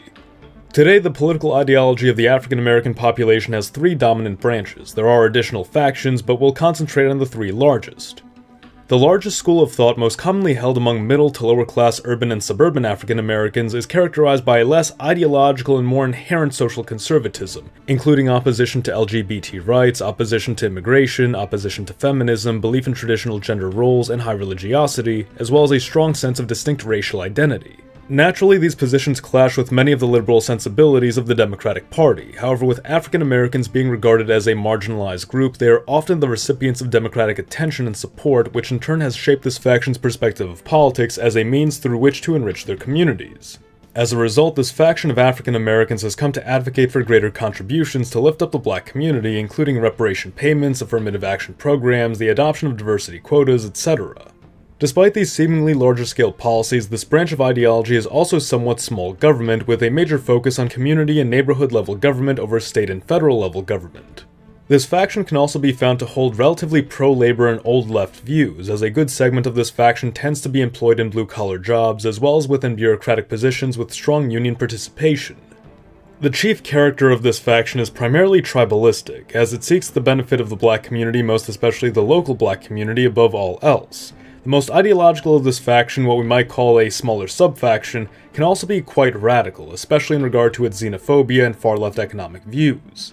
The two smaller of the three factions are comprised of African Americans who have, to a degree, assimilated into the larger white culture in two distinctive ways: the socially liberal culture and the fiscally conservative old right culture. Socially liberal African Americans typically belong to a more affluent background, are generally non-religious or less religious than the average of the African American population, and have typically achieved a higher degree of education than the average American population in general. Politically, this group holds similar views to social liberals and progressives, including supporting LGBT rights and immigration reform, not quite being fixated on exclusively pro-black policy, though still this remains a key component of the ideology. Socially liberal African Americans will generally support the use of greater government power and can at times be sympathetic to socialist or even further left economic policies. Old right African Americans are typically of a rural background and have come to embrace a sense of broader American identity beyond merely black identity, as well as have grown to favor American-style capitalism and entrepreneurial values, seeing honest business and hard work as keys to long-term success that any American of any race or financial background can achieve. This faction generally supports small government policies, deregulation, free enterprise, and pro-Christian political policies, being broadly responsible for the some 10% of black voters who will regularly support the Republicans. As you might imagine, the majority faction and socially liberal faction will by and large throw their support behind the Democratic Party, and this accounts for most of the some 80+% of the black vote going to the Democrats. Republicans in contemporary times have sought to appeal to the African American community in a myriad of ways, most often through attempting to create greater job opportunities for African Americans, reduce black unemployment, promote black home ownership, etc. However, an honest observation of black perspective on party politics reveals that this will not suffice to chip away at African American support for the Democrats, as once again for the majority of African Americans, party politics is not a matter of specific policy, but a matter of identity and representation, and despite the Democratic Party being out of alignment with core African American social values, it is the party which emphasizes most strongly its desire to give the community greater representation, greater wealth, greater recognition, and ultimately greater power with which to challenge the establishment which they view as institutionally rigged against them. The some 20 or so % of the African American population which supports social liberalism is also unlikely to be swayed by these Republican platitudes, as they share even less common ground with the party given that they lack the social conservatism of the larger faction. What's also quite interesting is the inter-faction dynamics at play, primarily between the largest faction and the faction which will actually vote Republican, the latter often being ridiculed by the larger faction as compromised, phonies, or even traitors for voting in favor of, from their perspective, the white man against the interests of the black community.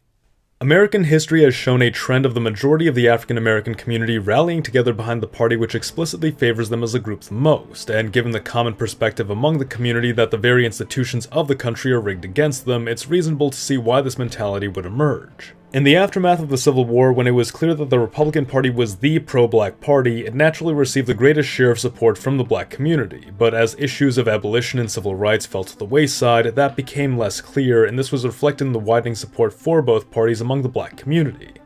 But when FDR came along with policies which indirectly favored blacks living in urban areas and offered an opportunity to undo the effects of the Great Depression, which primarily affected urban states, he gradually gained more of the community's support, and the country would later see black support for the Democratic Party solidified during the Civil Rights era, when New Deal Democratic figures became the chief advocates for civil rights policies, with this continuing on into the neoliberal era, and the African American community growing distrustful of Republicans whose adoption of states' rights policies, of law and order policies, of meritocratic policies, all appeared to the African American community as mere euphemisms for policies aimed at disenfranchising them. But what do you think? Let us know your thoughts in the comments below. The US of Z thanks you for watching. Mr. Z, out. It's the 2024 Democratic National Convention. Join the conversation with web channel Politics in Color, powered by BitCentral, Globecast, Blakehon Media, and Aza Group.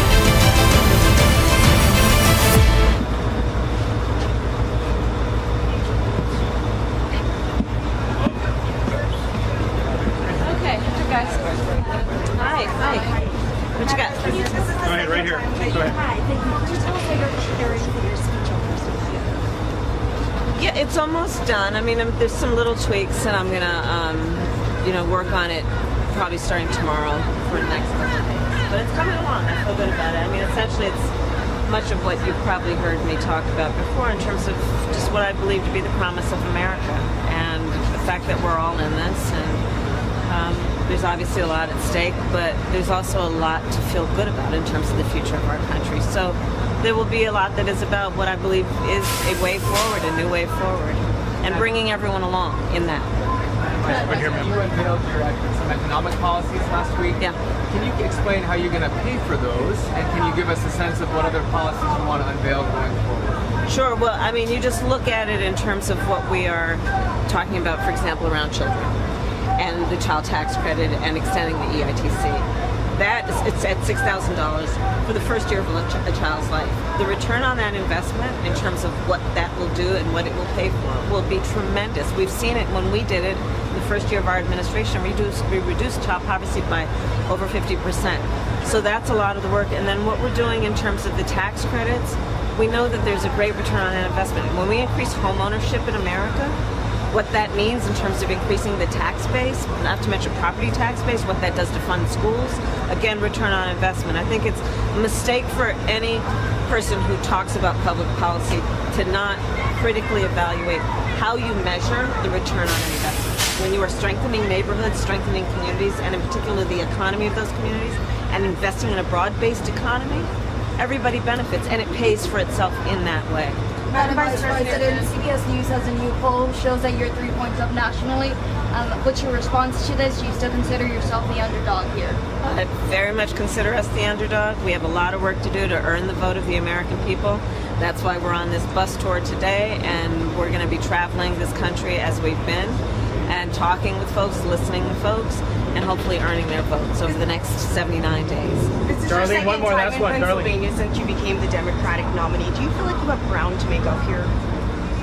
I feel like we need to earn everyone's vote, and that means being on the road, being in communities where people are, where they live, whether it be a high school football team and being there at their public school while they're there at practice and talking to their coaches, whether it means going to the local fire station and talking with our incredible firefighters about what they need and what they have a right to expect, such as that we are going to pay attention to how they give up so much to keep communities safe, what they do to preserve what we want in terms of a quality of life, and we need to give it back to them in terms of better equipment and the work that they do every day. So I'm going to be out here with Tim, with the second gentleman, with Mrs. Walls, and we're going to be working on earning every vote between now and November. Last question. Do you think Israeli Prime Minister Netanyahu is ready to agree to a ceasefire deal? I will not speak for him, but I will tell you that these conversations are ongoing and we are not giving up, and we are going to continue to work very hard on this. We got to get a ceasefire, and we got to get those hostages out. Thank you, President. Thank you so much. Please keep holding. Please keep holding. Please keep holding. Please keep holding for me. Give me 1 second. Let me sneak in front of you guys. Sneak in front of you. Someone got the same reason going around that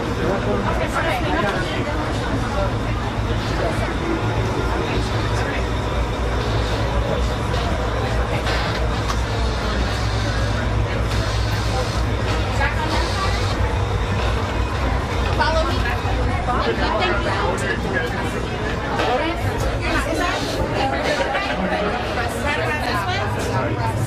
Thank you. Press go around. Press go around. Thank you. Press go around. Yep, you're fine.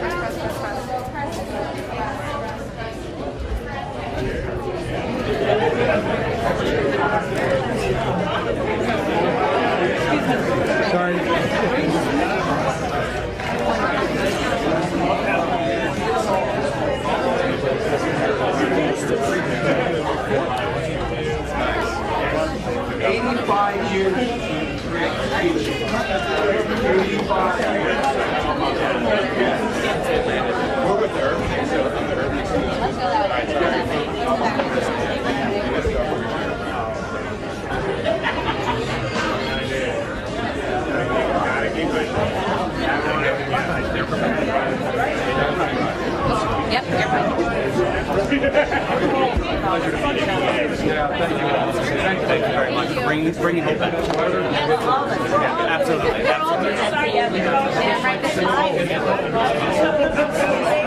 Sorry. Thank you. Just push back a little bit. All right. These are some of the arguments.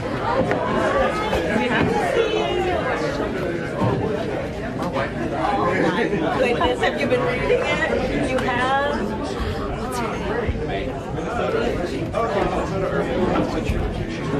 There we go, because I'm counting on you to be here, okay?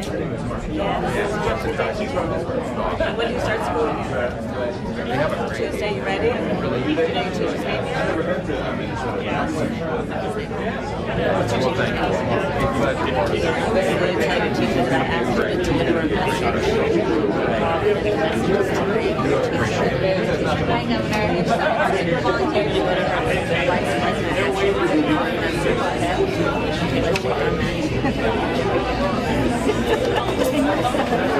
Thank you all very much. How are you doing?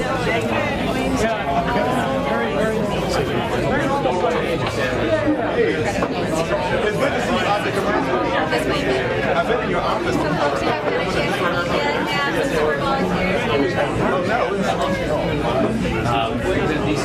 Yeah, so I've been in your office. I'm the president of the year. You're not losing much.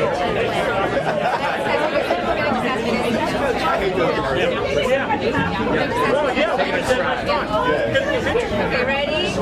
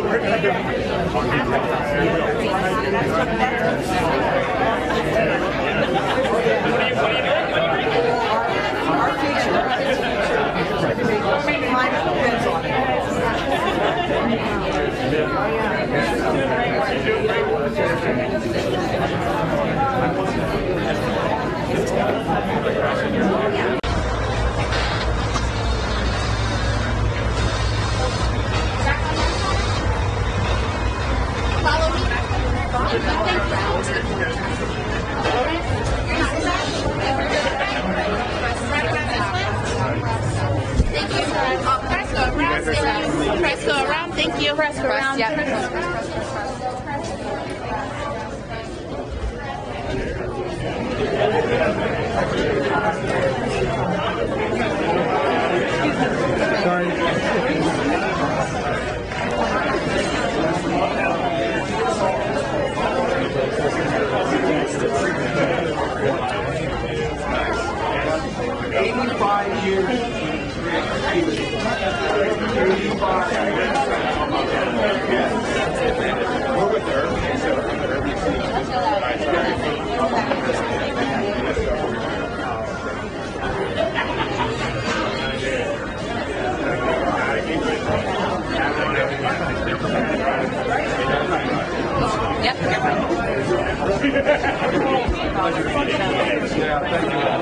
Thank you very much.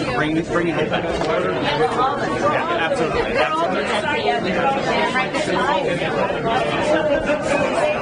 Sorry. Switch back a little bit.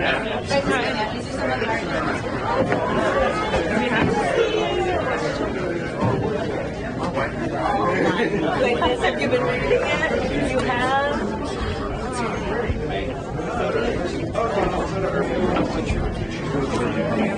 Because I'm counting on you to be here, okay? When do you start school again? Tuesday, you ready? Tuesday. Thank you all very much. How are you doing?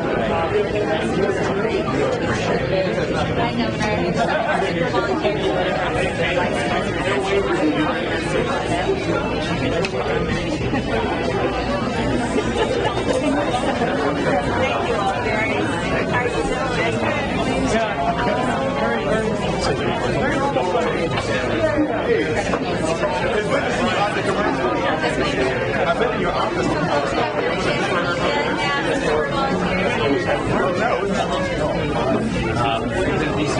Yeah, so I've been in your office. I'm the president of the year.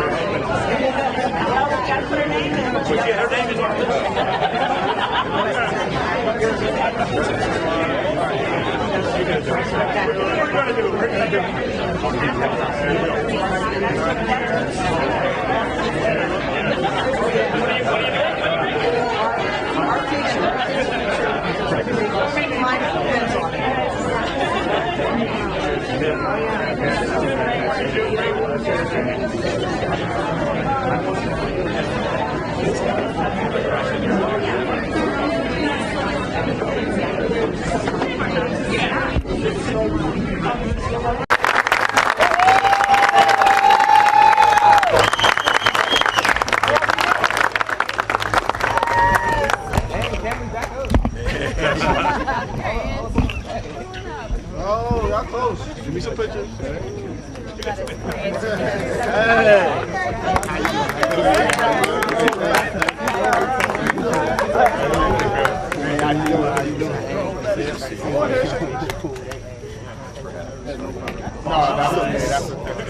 Ooh, it's long time great right here.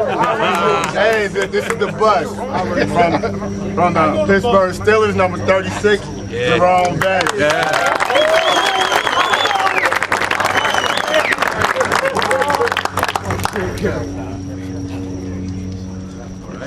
Oh my goodness. That was short but sweet.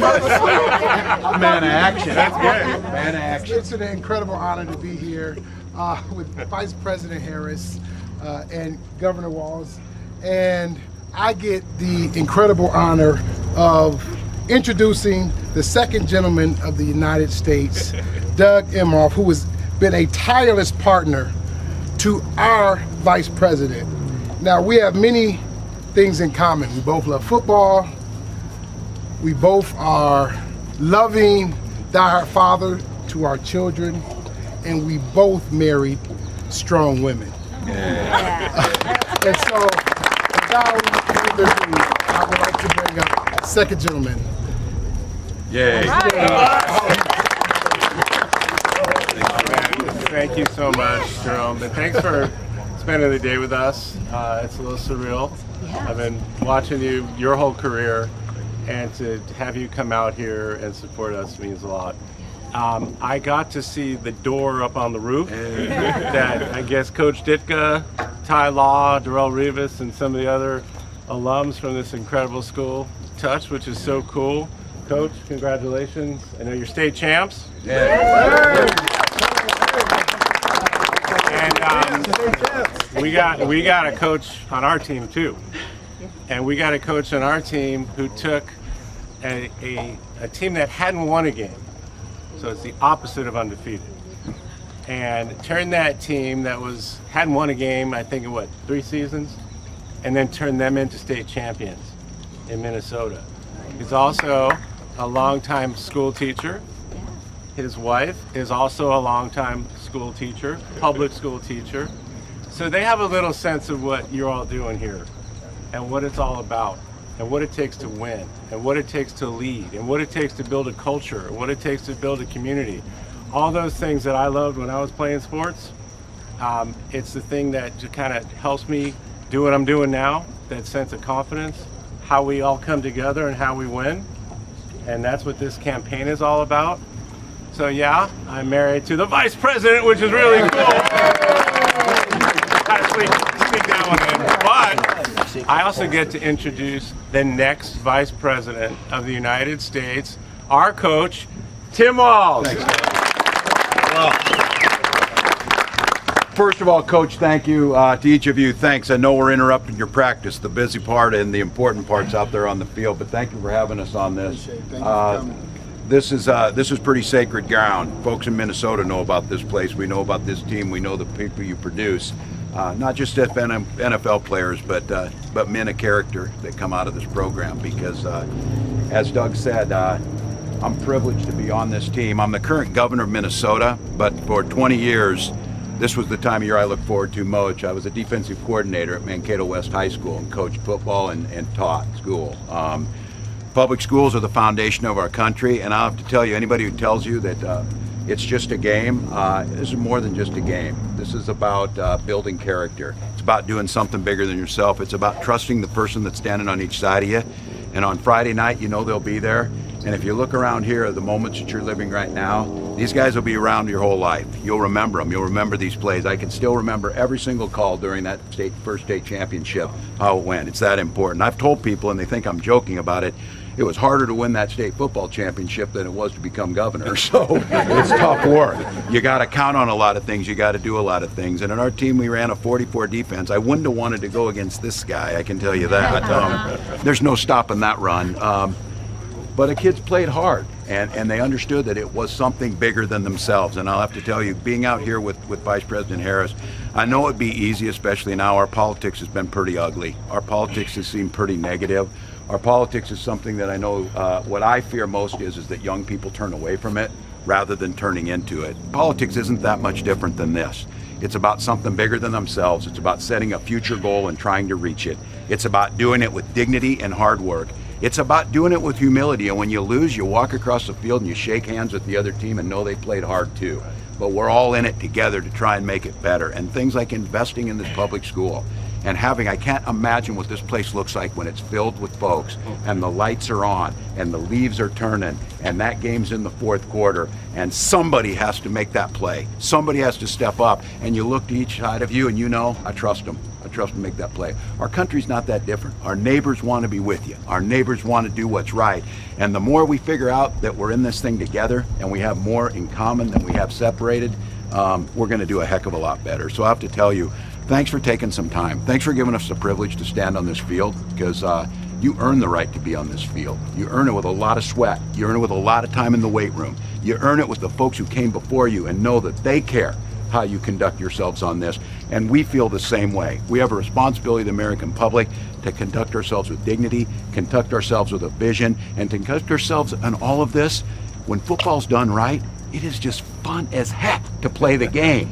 And that's the way things can be. So I have to tell you, I am just honored to be with this leader. I'm honored with someone who's showing us that. I'm honored with someone who's out doing politics with a smile on her face and with a sense that everybody matters. And we're here in this space to say it's not just a cliche. Our future is with you, and we have a responsibility to deliver it to you in good shape, to make sure that we're doing the right things to give you a good shot at the future. And so for me, it's a privilege to be on this team. It's a privilege to see this leader do it with such joy. And it's a privilege for me to get introduced to you. And this is like some of the first times I'm getting to do this. Next President of the United States, Kamala Harris.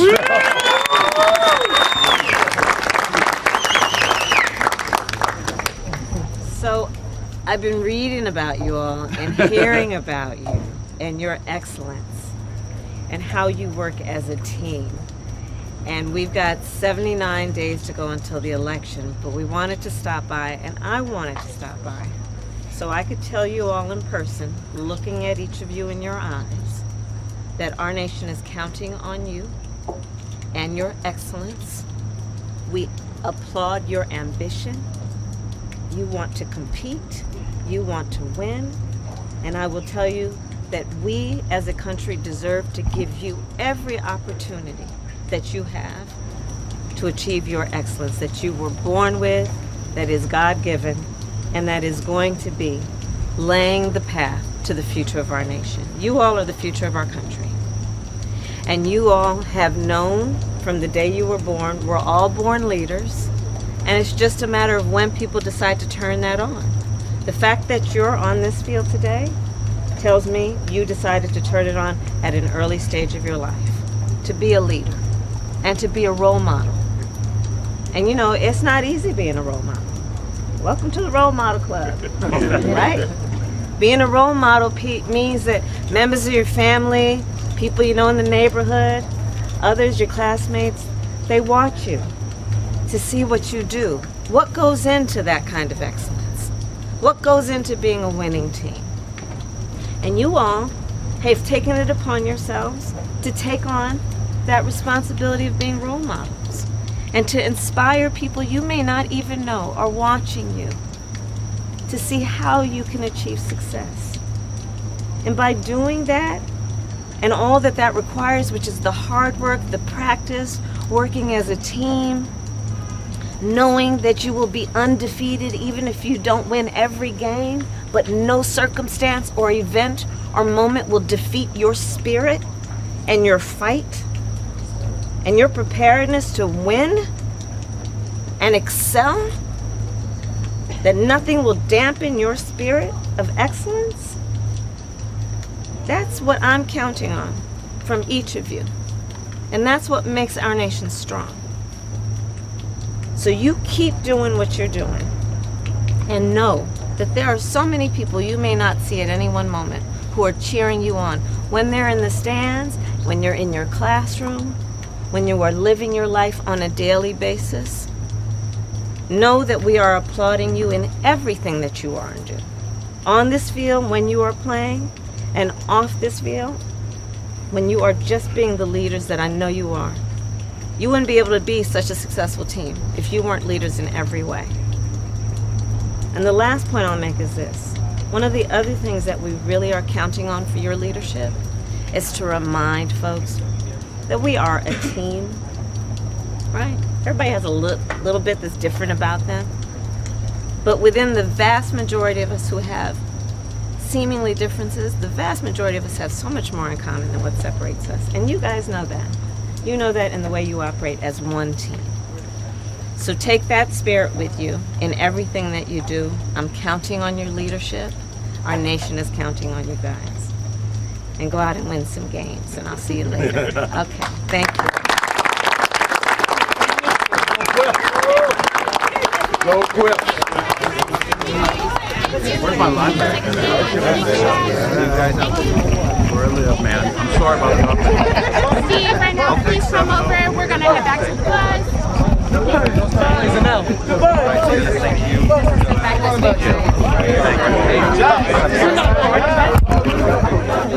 All right, my friend. Let me get by your seat.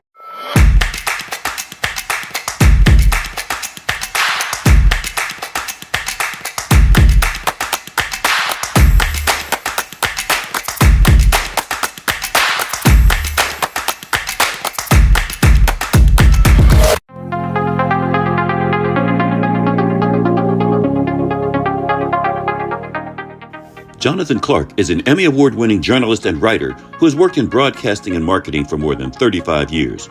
He's a seasoned professional communicator who specializes in news analysis, strategic communications, broadcast, and print journalism. Jonathan has been a news reporter and producer throughout the Midwest and Mid-South.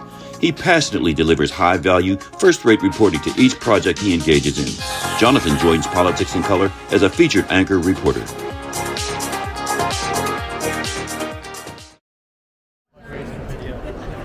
Politics in Color was able to catch up with Senator Bernie Sanders as he was entering the floor of the Democratic National Convention here in Chicago, Illinois. And here's what he had to say. Senator Sanders, how does it feel to be here at the Democratic National Convention? Well, it feels great. Nice to see that Michael Jordan statue. He was obviously happy to see the statue of Michael Jordan and was expressing the increase in energy that is being now demonstrated and felt throughout the entire party. Politics in Color was also able to catch up with California Congresswoman Maxine Waters here at the Democratic National Convention in Chicago. Well, I want to tell you, I'm a friend of Biden's, and I stuck with him until he made his decision. I think he said to some of us a long time ago, you had my back and I'll have yours. He's done everything that he said he would do. He's an honorable man, and he did a most historic and fantastic thing when he endorsed Kamala. Congresswoman Maxine Waters was expressing the appreciation that she feels for the service provided by President Joe Biden, and that is felt throughout the entire Democratic Party.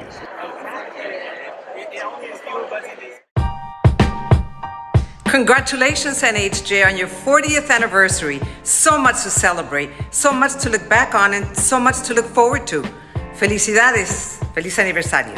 40 years? You don't look a day over 39. Feliz cumpleaños, NAHJ. Happy 40th anniversary to the National Association of Hispanic Journalists. Hi familia, coming to you from storm coverage. I still want to wish NAHJ un feliz cumpleaños. Happy 40. Feliz cumpleaños, NAHJ, or should I say NAHJ. Feliz cumpleaños. Happy birthday. Felicidades, NAHJ, 40 years. I heard you're celebrating your 40th anniversary. You guys don't look a day older than 25. Must be something in that LA water. Congratulations on your big anniversary. Here's to 40 more years of incredible journalism. 40 años, felicidades, NAHJ. Keep up the good work. Feliz aniversario, NAHJ. 40 años y lo mejor todavía está por venir. May the next 40 years be even better than the first 40. Feliz aniversario, NAHJ. Gracias por todo el apoyo que le dan a nuestra comunidad de periodistas latinos. It's NAHJ's 40th birthday, so what would I do? I would say Feliz Cumpleaños and congratulations to this fabulous organization, which I've been a part of for decades. Thank you so much, NAHJ, for your fabulous work. Here's to many, many more years. Felicidades.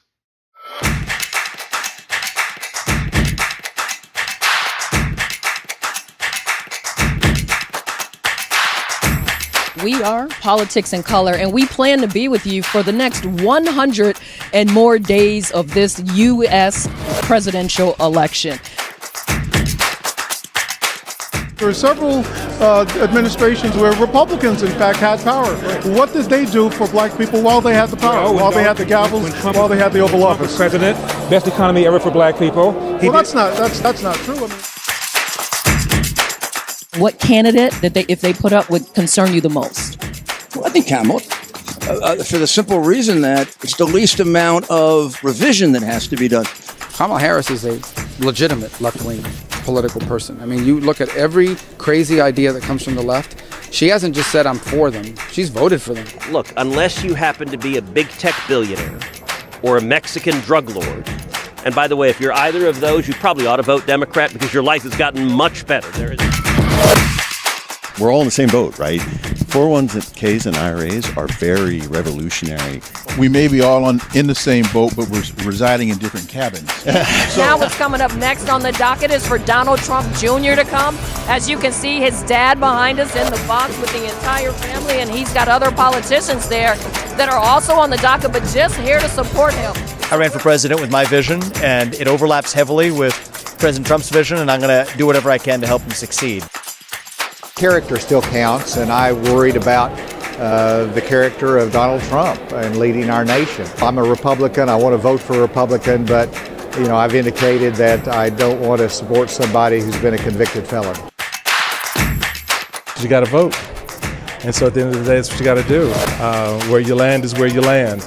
Guess we're at the Republican National Convention here in Milwaukee. We'll be in Chicago for the Democratic National Convention. We're traveling along with this process as it happens. One of the things that I really am looking forward to doing with this platform through Politics in Color is explaining to our audience, to our constituents, the why. 2045, it's projected that folks of color will be the majority, not the collective minority. So the politicians know this. And so if we're smart, we're going to make that investment in our politics, in going out there and voting and getting involved, because that's what makes a difference.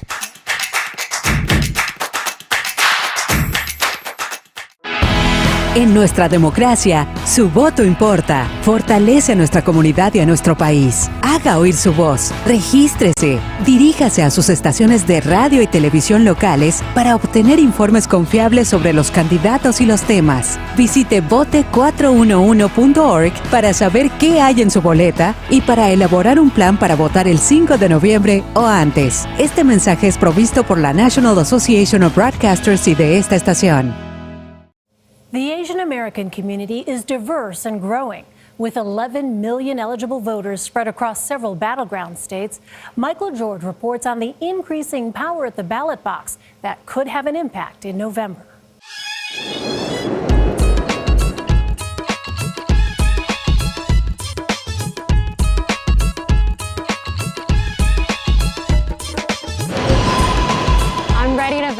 I want everyone's voice to be heard. They're ready to vote across America. We are registering voters. Nevadans, early voting starts on October 17th. So that's the Tagalog. Asian Americans like 25-year-old Jaewon Jung want their voices heard too. Yeah, one more for you. Jung, an immigrant from South Korea, will cast her first ballot for president. And because she just became a citizen, her vote is a monumental moment. She's doing her part with One APIA Nevada, making videos telling others why it's important to vote in the battleground state. rockthevote.org에서 오늘 투표 등록하세요. Are you scared for the future of the country? I think I am scared for the future of the country. I think one of the biggest issues right now is that people are so divided. One thing I'm going to look for in a candidate is to unite all of the groups together. Candidates who have largely ignored these voters in the past now recognize their power. 2020 is going to be a watershed year when it comes to Asian American community members finding their vote and finding their voice. That's right. Yeah. Stephen Choi is an advocate for the New York Immigration Coalition.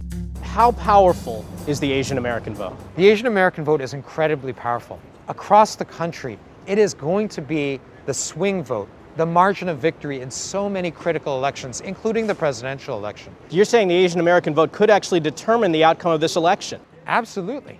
Their power comes from their numbers. More than 22 million strong, Asian Americans are the fastest growing racial group in the country. More than half are eligible to vote, a record number. They can mail it to you. Check this one. More Asian Americans identify as Democrat than Republican. In a recent survey, more than half say they support former Vice President Joe Biden. But President Trump has a sizable base among Vietnamese American voters. Good morning. Are you registered to vote? Which candidate gets their vote may come down to who best addresses their main concerns, including the pandemic, unemployment, and racial justice. If we remain visible and voiceless, then we will be victimized. Activist and Hollywood icon George Takei. Sometimes elections are won by a small margin, a thin margin, and we can make that difference. We should be mindful that we count. With just weeks to go before Election Day, community organizers are handing out information printed in several languages with one message: vote. The Biden campaign is aggressively courting Asian American support in Nevada. Nevada actually is the only battleground or swing state with a double-digit AAPI population at roughly 11%. Christian Botto works for the state Democratic Party. We know what this community means to the outcome of this election, to the state, and we're not taking it for granted. I accept your nomination for Vice President of the United States of America. Biden sent a strong signal that inclusion matters when he chose Kamala Harris, the first vice presidential nominee of Black and Asian heritage. Her mother was born in India. She raised us to be proud, strong Black women. And she raised us to know and be proud of our Indian heritage. President Trump is also working hard in Nevada, a state he narrowly lost 4 years ago. He hopes to turn that around with his record on the economy, while facing criticism that his comments on the coronavirus promote hate against Asian Americans. And before the China virus came in, produced the best unemployment numbers for African Americans, Hispanic Americans, and Asian Americans ever recorded. Utah Attorney General Sean Reyes is co-chair of Asian Pacific Americans for Trump. He has done an amazing job creating an environment of success, whether it's financial and economic success or standing up for families or freedom here and abroad. President Trump is trying to build on the goodwill he's established with Indian Americans. He's attended rallies with India's Prime Minister in Houston and in a jam-packed cricket stadium in India. Mr. Donald Trump. I want to make sure that a candidate earns my vote. Rani Mazumdar immigrated from India when he was 12 years old. He embraced the American dream and now owns 4 Indian restaurants in New York City. He says neither party has shown him it can repair the damage COVID-19 has done to small businesses. No. You're not going to win me over just because you said one thing, just because you got in a candidate that actually matches my skin color. That's not how it works. Show me your policies. Show me how efficient you are with those policies and actually executing it. Then we will talk. This election, an unprecedented chance for Asian Americans to make their voices heard. For Asian Americans, 2020 has been a battle for their lives in a pandemic, a battle against bias, a battle for respect. But most of all, it has always been a struggle to be seen and heard as the Americans we know we are. For all of my colleagues at CBS News, I'm Elaine Quijano. Thank you for watching Asian Americans Battling Bias. We hope it encourages a more united States of America. We thought it was a lockdown. They opened the fire. Them bullets was flying. Who said it was a lockdown? Goddamn lie. Oh my, time heals all, but you out of time now. Judge gotta watch us from the clock tower. Little tear gas cleared the whole place out. I'll be back with the hazmat for the next round. We was trying to protest and the fires broke out. Look out for the secret agents, they be planted in the crowd. Said it's civil unrest, but you sleep so sound like you don't hear the screams when we catching beat down. Staying quiet when they killing, but you speak loud when we ride. Got opinions coming from a place of privilege. Sicker than the COVID, how they did them on the ground. Speaking of the COVID, is it still going around? Won't you tell me about the looting? What's that really all about? Cause they throw away black lives like paper towels plus unemployment rate. What, 40 million now? Killed a man in broad day, might never see a trial. We just wanna break chains like slaves in the South. Started in the North End, but we in the downtown. Riot cops try to block. Now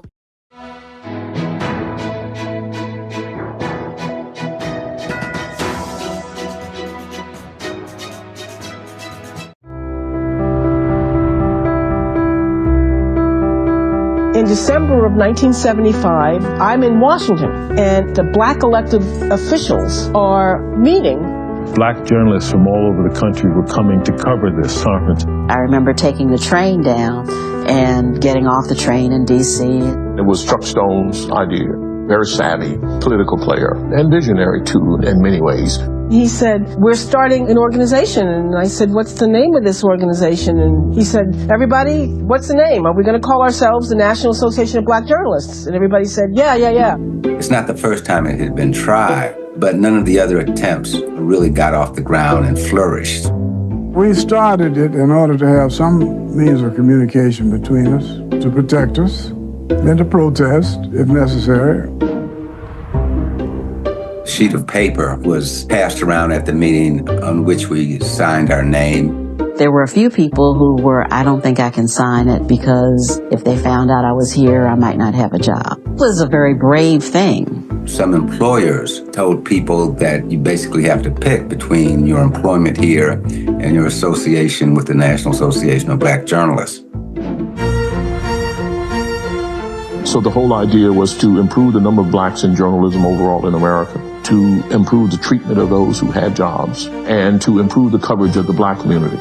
You could be the only black person on the staff. So it was also lonely in a lot of cases because you didn't have anyone who looked like you.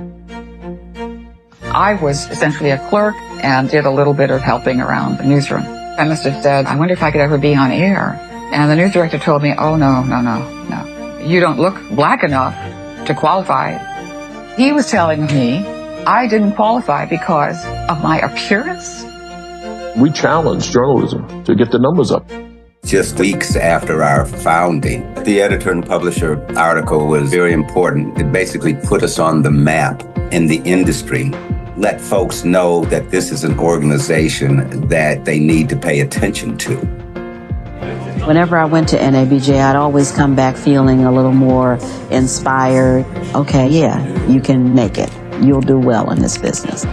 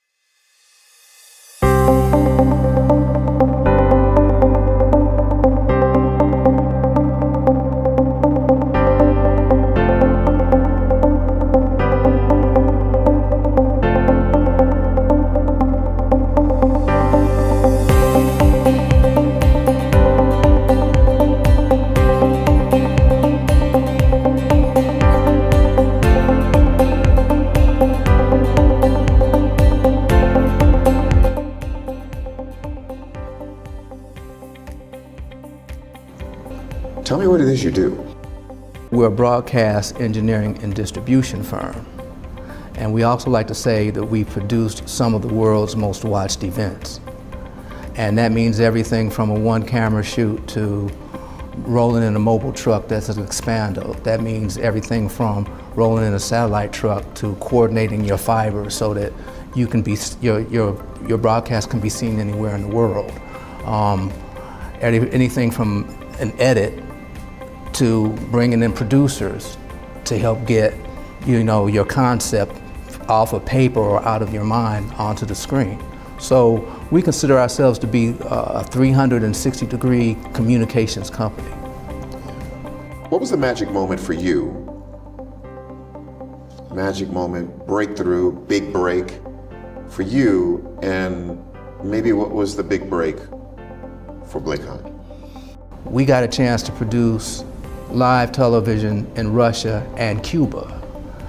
And so if you can produce content in communist countries that the world can see, you can do this anywhere. When did you get the notion that sports was an area where you could diversify? The first notion. Well, when you think about sports, and you think about sports in the US, there are so many sporting areas to go into. I mean, we got a call from NASCAR. Whoever thought we'd be doing NASCAR? I certainly didn't, but NASCAR ended up being a huge client of ours, okay? When they first started the NFL Network, we were doing a lot of NFL Network stuff during preseason. That also led us into doing a lot more NCAA, so everything kind of fed off of the other one. It was, if people said, oh, well, you can do this, well, you can do this also. And so after a while, it just expanded to we've actually done every sport that the NCAA has. I think they got 48 collegiate sports. We've done all 48 of those sports. When do you begin to hatch this vision for Blake Hahn Media? A gentleman asked me to come and join the Gore Lieberman campaign in 2000. So that was my first opportunity to work in a presidential campaign. And I was responsible for all the live shots, and I built a studio in Nashville. So if you remember, that was the Hanging Chads campaign. Yeah. We thought that we were going to go to the White House. We ended up without jobs. So I moved back to Washington and started working for a company called CONUS, which is no longer in business. And at CONUS, they hired me as a sales engineer. So I said, okay, this is what I need. I said, I'm going to do this for 1 year. I'm going to actually learn how to sell the services that help broadcasting move. And so after 1 year, I resigned. I moved to Atlanta. We started Blake Hahn Media. What new spaces can you even envision being available in this ever-changing field that we're in? Well, I'm excited about these new technologies, and I'm excited about some of the young guys that I have met who are engineers, because they're helping me really understand what the possibilities are for this whole next generation. Space science, that's really what it is. It's a whole nother realm. It's a whole nother way to receive content, to send content, to experience content. It's, as much as it's changed over the last 30 years, it's nothing like the way it's going to change over the next 10.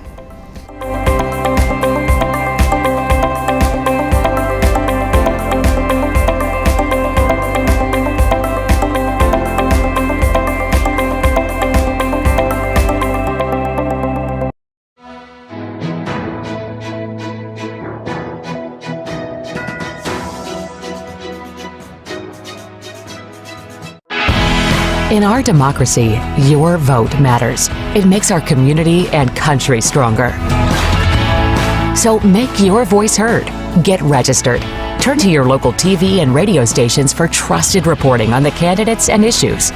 Visit vote411.org to learn what's on your ballot and make a plan to vote on or before November 5th. This message is furnished by the National Association of Broadcasters and this station.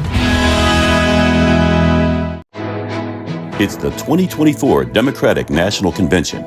Join the conversation with Web Channel Politics in Color, powered by BitCentral, Globecast, Blake Hahn Media, and AZA Group.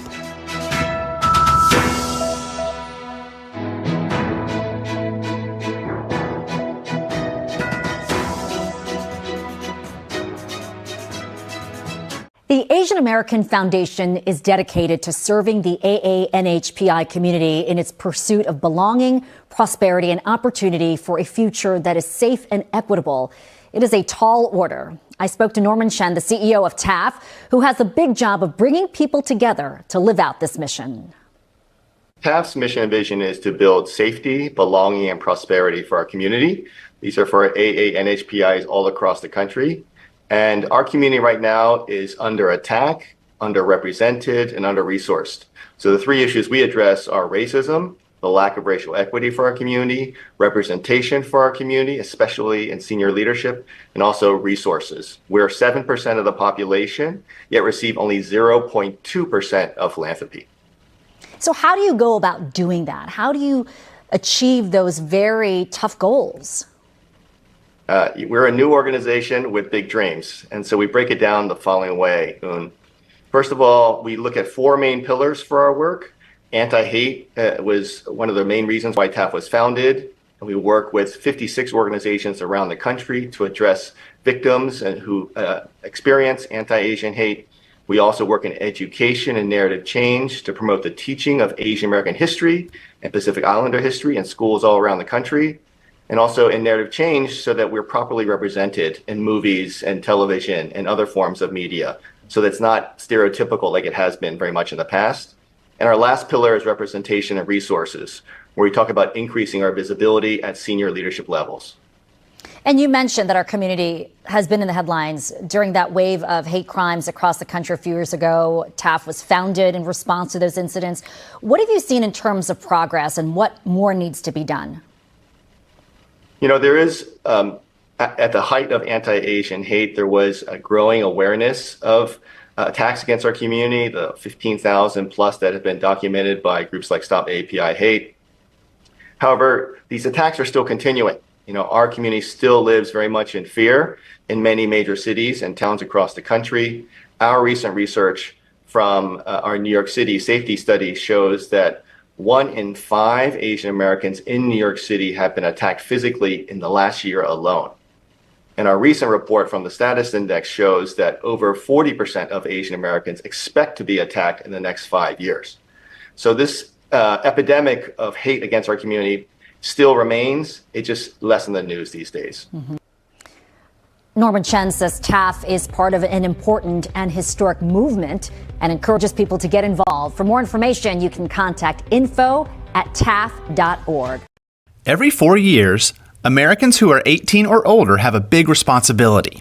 Our votes decide who becomes the President of the United States. Unfortunately, the U.S. election system isn't that simple. This is electing a U.S. president in plain English. It's easy to imagine every U.S. citizen's vote being counted together on Election Day, but this is not the case. U.S. elections are not decided by the total or popular vote, but individual states. Let me explain. It starts with your vote. On Election Day, you'll vote for president and their vice president. You get one choice. Then, all the votes in your state are counted. The candidate with the most statewide votes becomes the candidate your state supports for president. This happens across the country until each state has selected their candidate. We end up with most of the 50 states and the District of Columbia voting to support one candidate each.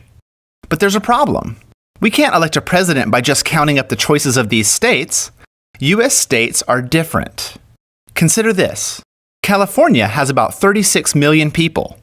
Kansas has less than 3 million. We need a way for California's choice to have more influence on the election because the state has more people.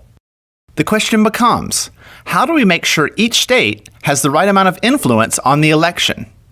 Well, we need a way to account for the population of each state. As an example, let's consider my home state of North Carolina. Like every state, it is divided up into congressional districts that are based on population. North Carolina has 13 districts, California has 53, and Kansas has 4. When it comes to a state's influence on the election, the number of districts matters most.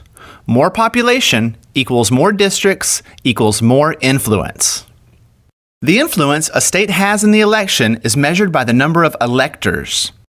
This number comes from the number of districts in a state plus the number of U.S. senators, which is always 2.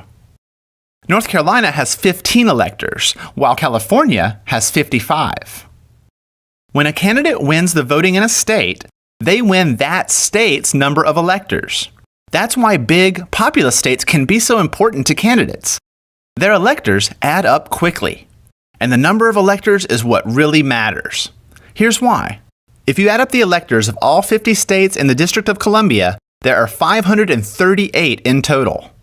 The candidate's goal on Election Day is to win the majority of 538, or 270 electors.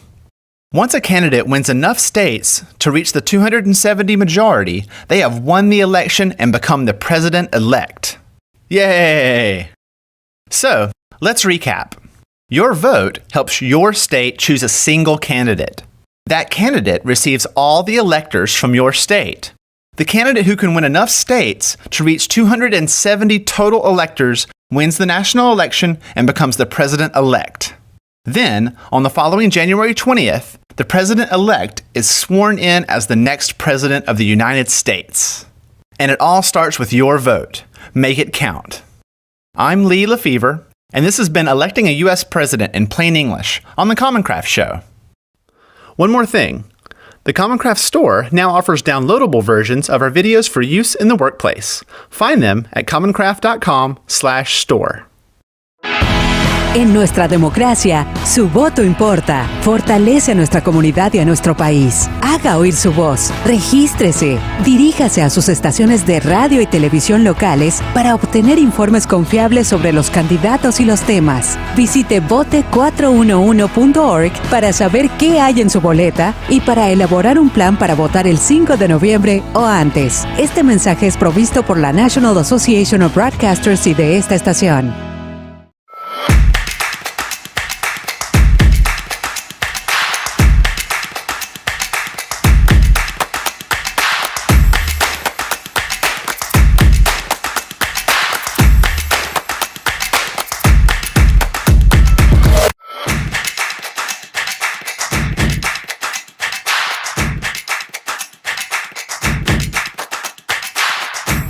We are Politics in Color, and we plan to be with you for the next 100 and more days of this U.S. presidential election. There are several administrations where Republicans, in fact, had power. What did they do for black people while they had the power, while they had the gavels, while they had the Oval Office? President, best economy ever for black people. Well, that's not true. I mean, What candidate that if they put up would concern you the most? Well, I think Kamala, for the simple reason that it's the least amount of revision that has to be done. Kamala Harris is a legitimate left-wing political person. I mean, you look at every crazy idea that comes from the left. She hasn't just said, I'm for them. She's voted for them. Look, unless you happen to be a big tech billionaire or a Mexican drug lord, and by the way, if you're either of those, you probably ought to vote Democrat because your life has gotten much better. We're all in the same boat, right?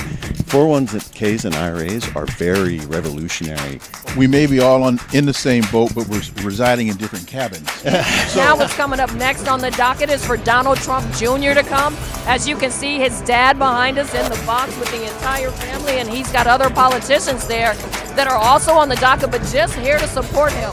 I ran for president with my vision, and it overlaps heavily with President Trump's vision, and I'm going to do whatever I can to help him succeed.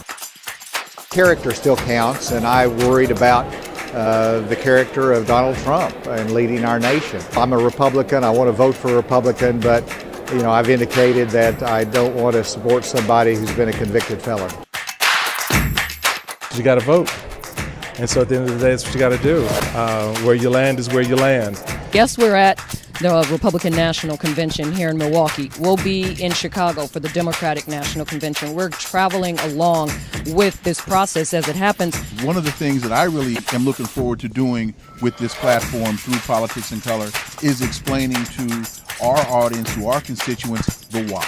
2045, it's projected that folks of color will be the majority, not the collective minority. So the politicians know this. And so if we're smart, we're going to make that investment in our politics, in going out there and voting and getting involved, because that's what makes a difference.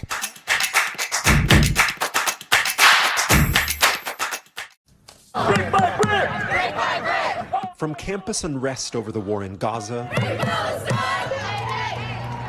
to abortion rights, to immigration and the border, every major election issue is converging here in the battleground state of Arizona. And one group could decide it all: young Latino voters. Here in the western U.S., 4 out of every 10 new voters are young Latinos. That makes them a hugely powerful voting bloc, but only if they actually turn out to vote. We can still keep progressing, for sure. To take the temperature of this critical demographic in Arizona, we met with young Mexican Americans from across the political spectrum. Some voting Biden, some voting Trump, others undecided. Are you guys all registered to vote? Yes. Do you know at this point in time who you're going to vote for? I would say with the nominees, I would vote Democrat. And are you excited to vote for Biden? I'm super excited to vote. Well, just to vote in general, maybe not for Biden. Maybe he's just a little boring, maybe. I want to see more excitement with representing me. In nearly 24 interviews with young Latinos in 3 swing states, NBC News heard over and over they were uninspired by the candidates and disillusioned with the system. It's not that they don't care. In fact, they're about the issues. Women's rights, I feel like housing is a really big issue for me, immigration. The environment, that's my big concern as a biology student. Women's rights as well, everything going on also in Palestine as well. As a student loan debt, for sure. And they're open to new ideas. Take abortion, a major issue in Arizona where a 19th century ban went into effect only to be repealed again.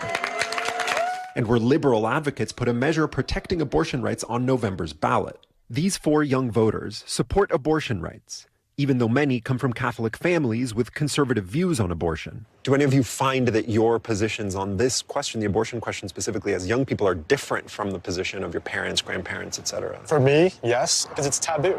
No one wants to talk about it. It's you better not get pregnant, but if you do, you better keep the baby. And that's all that's to it. Do you find that either of the major political parties has been doing a good job of reaching people like you and persuading you of things? It hasn't.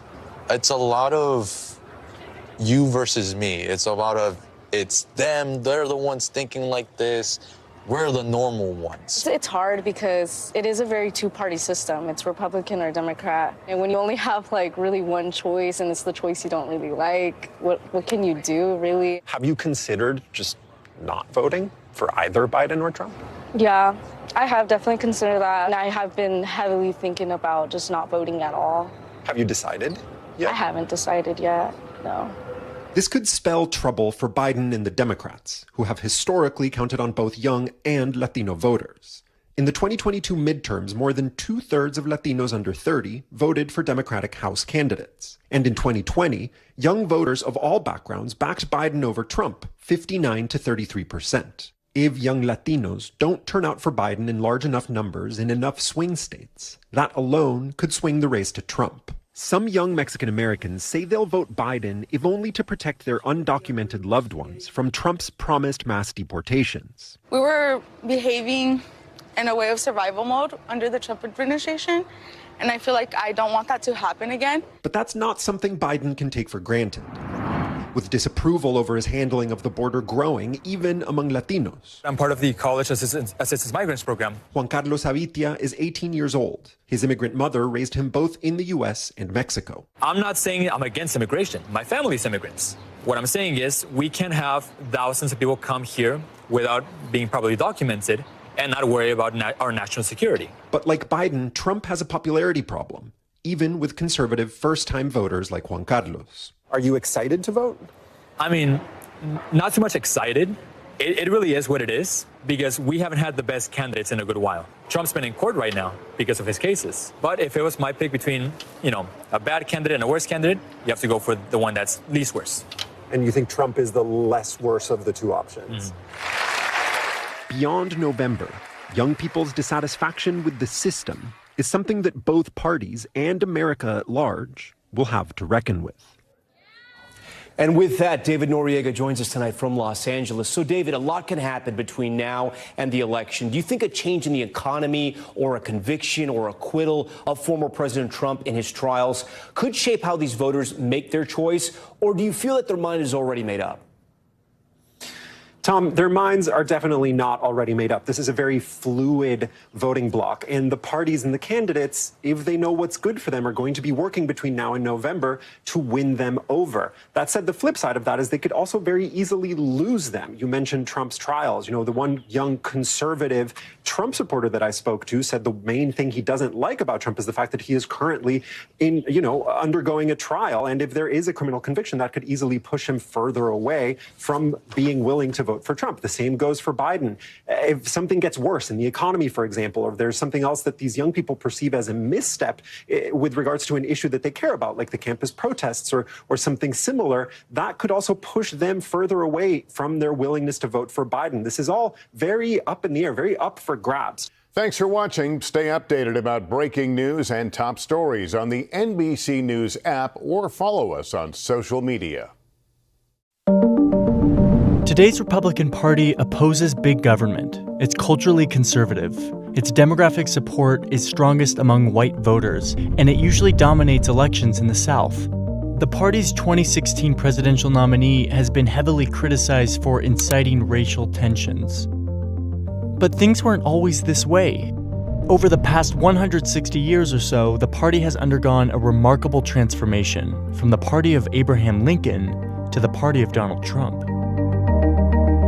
To understand how the GOP got this way, you have to go back to when it first came into existence in 1854, just 7 years before the Civil War. There are two parties at this point, the Whigs and the Democrats. America is quickly expanding westward, and there's an intense debate over whether or not new states should permit slavery. The Democratic Party, with strong support in the South, has become increasingly pro-slavery. But the Whigs are divided on the issue. Their northern supporters are really afraid that the growing number of slave states would have too much political influence, which they feared could really hurt free white workers economically. So in 1854, the country is debating whether or not the territories of Kansas and Nebraska should allow slavery. The Whigs can't agree, and the party ends up collapsing. The former Whigs in the North form a new party that will fight against letting slavery expand any further. They call it the Republican Party. By 1860, the Republican Party has become increasingly powerful in the North, enough so that a little-known Republican named Abraham Lincoln wins the presidency. Even though Lincoln promises he won't interfere with slavery in states that already have it, he and his party are still too anti-slavery for the South to tolerate. So 11 southern states secede from the Union, forming the Confederate States of America. The northern states decide to fight to keep the Union together, and the Civil War ensues. The result is a Northern victory and the abolition of slavery nationwide. After the war, Republicans begin fighting to ensure that recently freed slaves in the South have their rights. A year after Lincoln's assassination, the party passes the Civil Rights Act of 1866. They fight to make sure that black men have the same right to vote with new laws and constitutional amendments. But something had happened during the Civil War that began changing the young Republican Party. Government spending during the war made many northern businessmen really rich. Gradually, these wealthy financiers and industrialists start taking more and more of a leadership role in the Republican Party. They want to hold on to power, and they don't think that fighting for black rights in a mostly white country is the best way to do that. Meanwhile, the South is resisting these new racial reforms, often violently. And most white Republican voters and leaders now feel that they've done enough for black citizens in the South, and it's time to emphasize other issues. So in 1870, the party basically gives up on reforming the South, deciding instead to leave it to its own devices.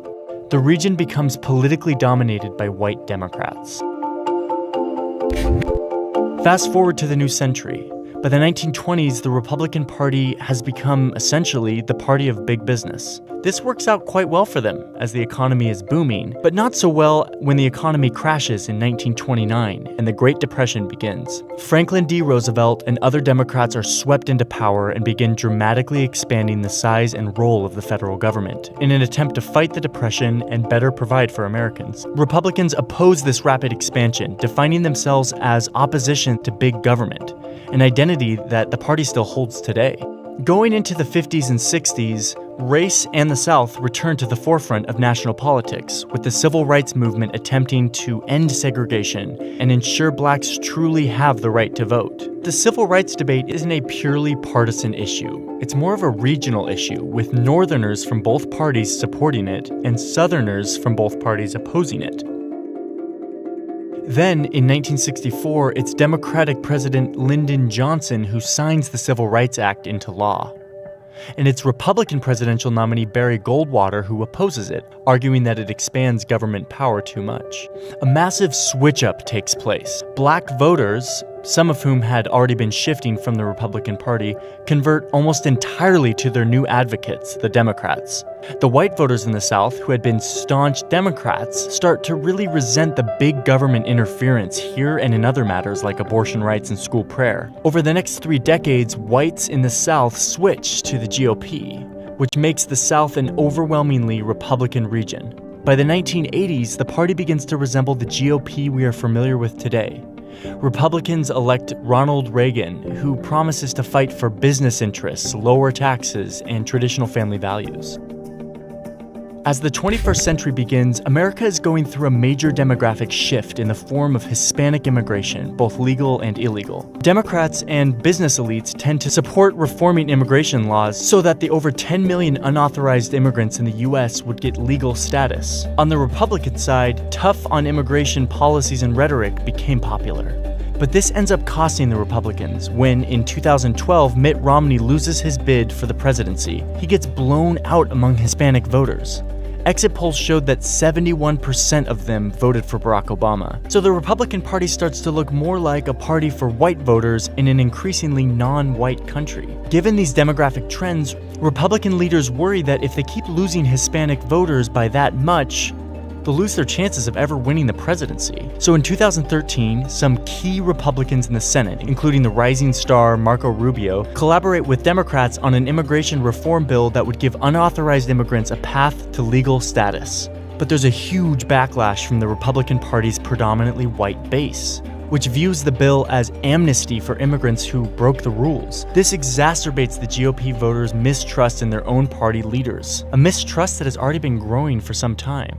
And that makes the political landscape of 2015 fertile ground for a figure like Donald Trump, an outsider businessman who wants to build a wall on the border of Mexico. Trump isn't a traditional conservative, but he appealed to the resentment and the mistrust of party leaders that Republican primary voters had, as well as the strong opposition to growing immigration trends. And even though he was loathed by party leaders, he won enough support in the primaries to become the GOP nominee for president. So now the Republican Party is once again at a major crossroads as it tries to meet the political challenges of the 21st century. It's up to Republican voters and leaders to decide just what they want their party to be.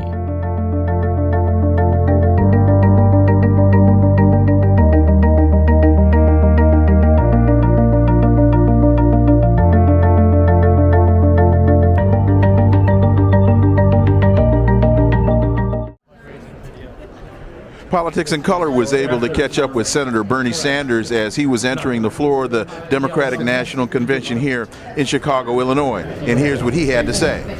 Senator Sanders, how does it feel to be here at the Democratic National Convention? Well, it feels great. Nice to see that Michael Jordan statue. He was obviously happy to see the statue of Michael Jordan and was expressing the increase in energy that is being now demonstrated and felt throughout the entire party.